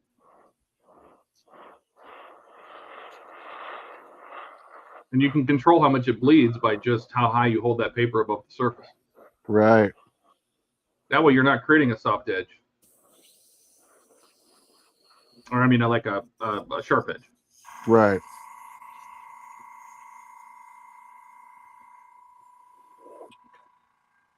That's much better. Yeah, that turned out great. Cool. Nice and easy. Thank you.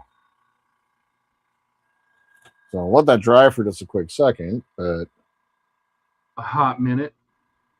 A hot second. Yeah, that turned out great. Nice and easy. This one is the only, I think this is the only color that we drop on this portion, except for like rust and grease and all that stuff. So yeah. Yeah. So, all right, I'm gonna go ahead and get my airbrush cleaned up here real fast. Actually, we wind up using most of that paint, which is kind of mind-boggling to me. I'll use a little bit. You get yourself an eyeglass cleaner. Greatest airbrush. I know I need to actually like I like the Tamiya airbrush cleaner because it's really good at like cleaning the airbrush, but the problem is it smells like Tamiya airbrush cleaner in here forever. So I replaced my little paint pot. The seal had gone out, and so like after a while it was like basically like you could just smell everything that was inside, and I would until I replaced it, I would leave it outside on the front porch. and just bring it in when it was time to clean. My pot had a little piece of filter in it, and that filter got so clogged up with paint that one time I went to spray the pot, and it blew that little piece of filter right out of it. and I went flying across the room. I never did find it. It's down there with the toothpicks, I'm sure. Oh my god. Okay, so next question. So what's the time frame for like, obviously like the main part is like goes quick, but for like what's the Like, kind of time frame clothes? for moving into the new place? Oh yeah, they're saying at least the end of March. End of March. Okay. They're going really fast though, so Yeah. it might be the end of March, early April. Yeah. So it'll still be not too hot here, thank God. Right. And we're gonna let it overlap by like a week. So we'll like her telling her apartments, we'll tell them that she'll be out a week after we take clothes. That way it gives us a week to move. Right. So the next question is, when do you start packing? Oh God, probably 30 days prior. Oh God, dude. Yeah, it's gonna be rough with all the Legos and the models, right? So yeah, I'll hire a moving company to take the big stuff, and I'll have to swing by her apartment and grab her stuff too. So it'll be like stop here, then pick up her stuff, and then drop everything off at the house. Yeah, but we do the same thing. I'm probably gonna have to drive all of the models manually myself. Yep, one at a time. And I might borrow Aaron. Aaron's got a Tahoe, so I might borrow his Tahoe just to hold more. Yeah. Like if maybe she can drive that, and I'm going to load up a bunch of as many as I can, just like in front seat, back seat, lay the seats down, whatever I can do, and try to drive carefully and move as many things as I can, because I don't think if you pack stuff, I have so many models that have little tiny pieces on them. If you try to pack them anything, the parts are going to come off. Yeah. So it's basically just hope for the best and don't get in an accident. So. Yeah, when I moved the Razor Crest from over here to over there, a couple of bits fell off and I almost dropped it, and it was a brown pants moment for sure. Well, I have the same thing. All right, I have that Razor Crest, but I also have the huge Millennium Falcon. Yep. And I have the Big Ben. I have the huge Star Destroyer. I have I'm like, there's the only way these are going to survive is if I take them in one piece, don't pack them, and just set them very nicely in the car and hope for the best. And I'm still going to things are going to come off. It's this way. Yeah. Yep. That's why I've been scared to move. Yeah. And how long have you lived in your place? 10 years. Oh wow, long time. Yeah, that's a lot of rent going nothing for me. Yeah. No, it's awesome, man. It's nothing's better than being able to buy your own place. Super excited for you. Yeah, and I was gonna hire a company to come in and build out like a whole shelving desk system at the lab. Yeah. I can put shelves, like she likes the invisible shelves. Those So do I. I don't know what they're called. They have a name. It's escaping me right now. Floating shelves. Floating shelves, yes. Yeah. They don't have, you mount this big, huge bracket to the studs, and the shelf slides onto it. Yeah. So there's no arms underneath. So I was going to do stuff like that for the upstairs loft, all around the windows and the walls for the Lego. Mm-hmm. The loft's going to have all the Lego in it, and downstairs will be models only. Nice. Yeah, that's great. Eric says, to me, airbrush cleaner, I bet it smells like Ian's bathroom. I think it smells better than Ian's. It just, Tamiya airbrush cleaner is a lighter version of Tamiya extra thin. It's pretty strong. Glue. Yeah, it's strong, man. It does its job. Let me tell you, it does its job. So, all right, let's go ahead and peel off a little bit of this stuff here. We'll expose some paint, kind of review what I've done, and then I'm gonna go eat some food. I'm starving. So let's get this off. Oh, I'm happy with how that turned out. Very happy.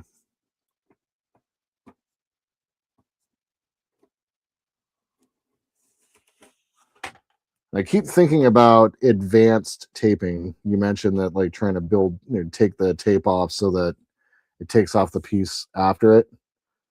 Yeah, well, you think about how you're putting it on. You just go on one direction and then you peel it off in the opposite direction. It'll all come off one piece.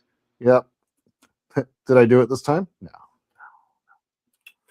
Oh, a little bit though. I try. Like I'm trying. I'm trying to think about it. It's not bad. It's not bad. Not bad. But the floating shelves look great, but they're stuck to hang. Yeah, that's one of the reasons I took pictures of where all my studs are. Yeah, dude. this wall behind, I mentioned it in the last stream or whatever, in the stream before last, there are only 3 main studs that run, and so it sucks. Thanks, Alec. I really appreciate it. Yeah, there's only 3 studs here. There's only a couple over there. I've already located the stud for to hang up the Falcon up on the wall over there. I'm going to be using the TV mount. So, all right. So there's the faded line, and I got to say that actually turned out really well. The janky taping, I'm okay with that one. It's not too bad. Oh, that's how they did it on the real model. They That's right. taped it all over the place. That's right. So I'm going to set this one off to the side. We'll go ahead and bring back. I'll go ahead and widen out the camera here. And let's go ahead and grab the main portion of the ship. Buck says, I didn't see any cling wrap when you pulled the tape. He pulled the cling wrap off first. Yep. Did it first. What all did you accomplish tonight? So I got 8 panels done. Does it Am I feel going like to get this done? No, I spent much more time talking, but that's the beauty of freaking live streams, man. It's just like you can just talk and hang out and all that. I got this one done. I got that one done. It's soft edge? Yeah, and I got that one done. And then got this one done down here at the very end. No, sorry, this one right here. So very nice. Yeah, so there are only a couple more colors. So what I need to do now is bring back or a couple more of this color before we move on to the next phase.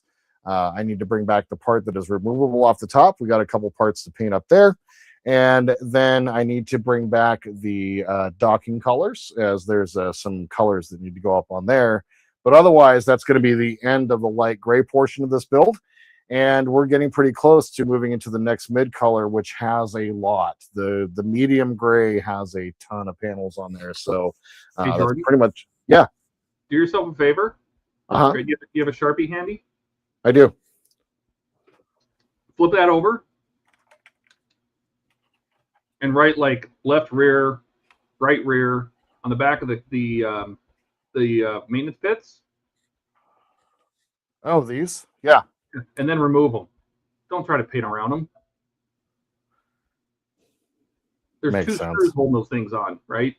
Yeah, three And or honestly, four, for yeah. the top, you don't even need to mark them. I did it for the mandibles, but Yeah. just take them off. That way, it's just a hole. You're not going to overspray anything, and you can paint them all. You can do all your detailing separately, and then just put them back on. That's great. All right.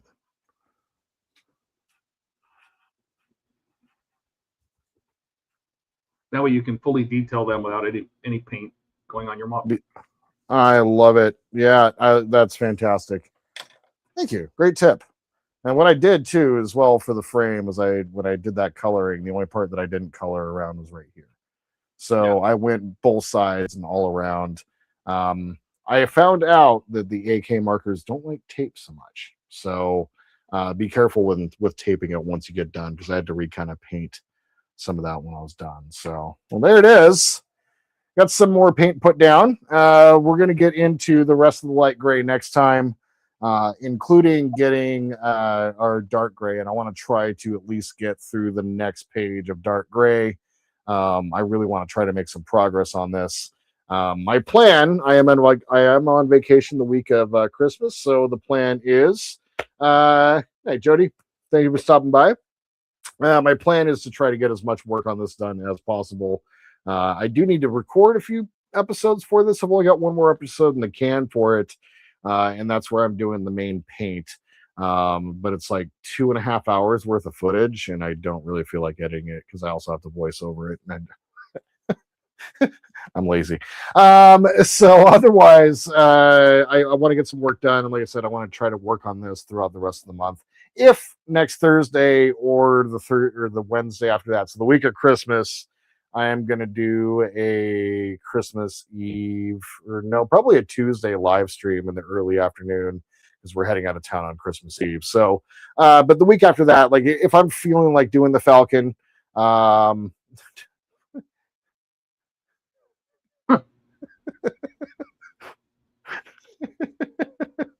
Eric, I record all of my videos in the can. Mm-hmm. Come on. This is a commode. What? No clamp, right? Come on now. I thought that you said I need Ian said I need teach support, tech support. Thanks, Chase. Even though I didn't understand a single computer thing Todd was telling you to do. That's all right. You can watch it back as many times as you like. Bingo. Exactly. So I'll be back next week. Same bat time, same bat channel. I don't know if we're going to be doing the same bat thing, but there it is. Otherwise, I have the next episode. Good night, Ian. Thanks for stopping by. Glad you stopped back in after you finished recording. What I got coming up tomorrow is going to be the episode where I build the deflector dish mod for the Enterprise. And then on Monday, I should actually have an episode of the Reliant out, but who knows? Good.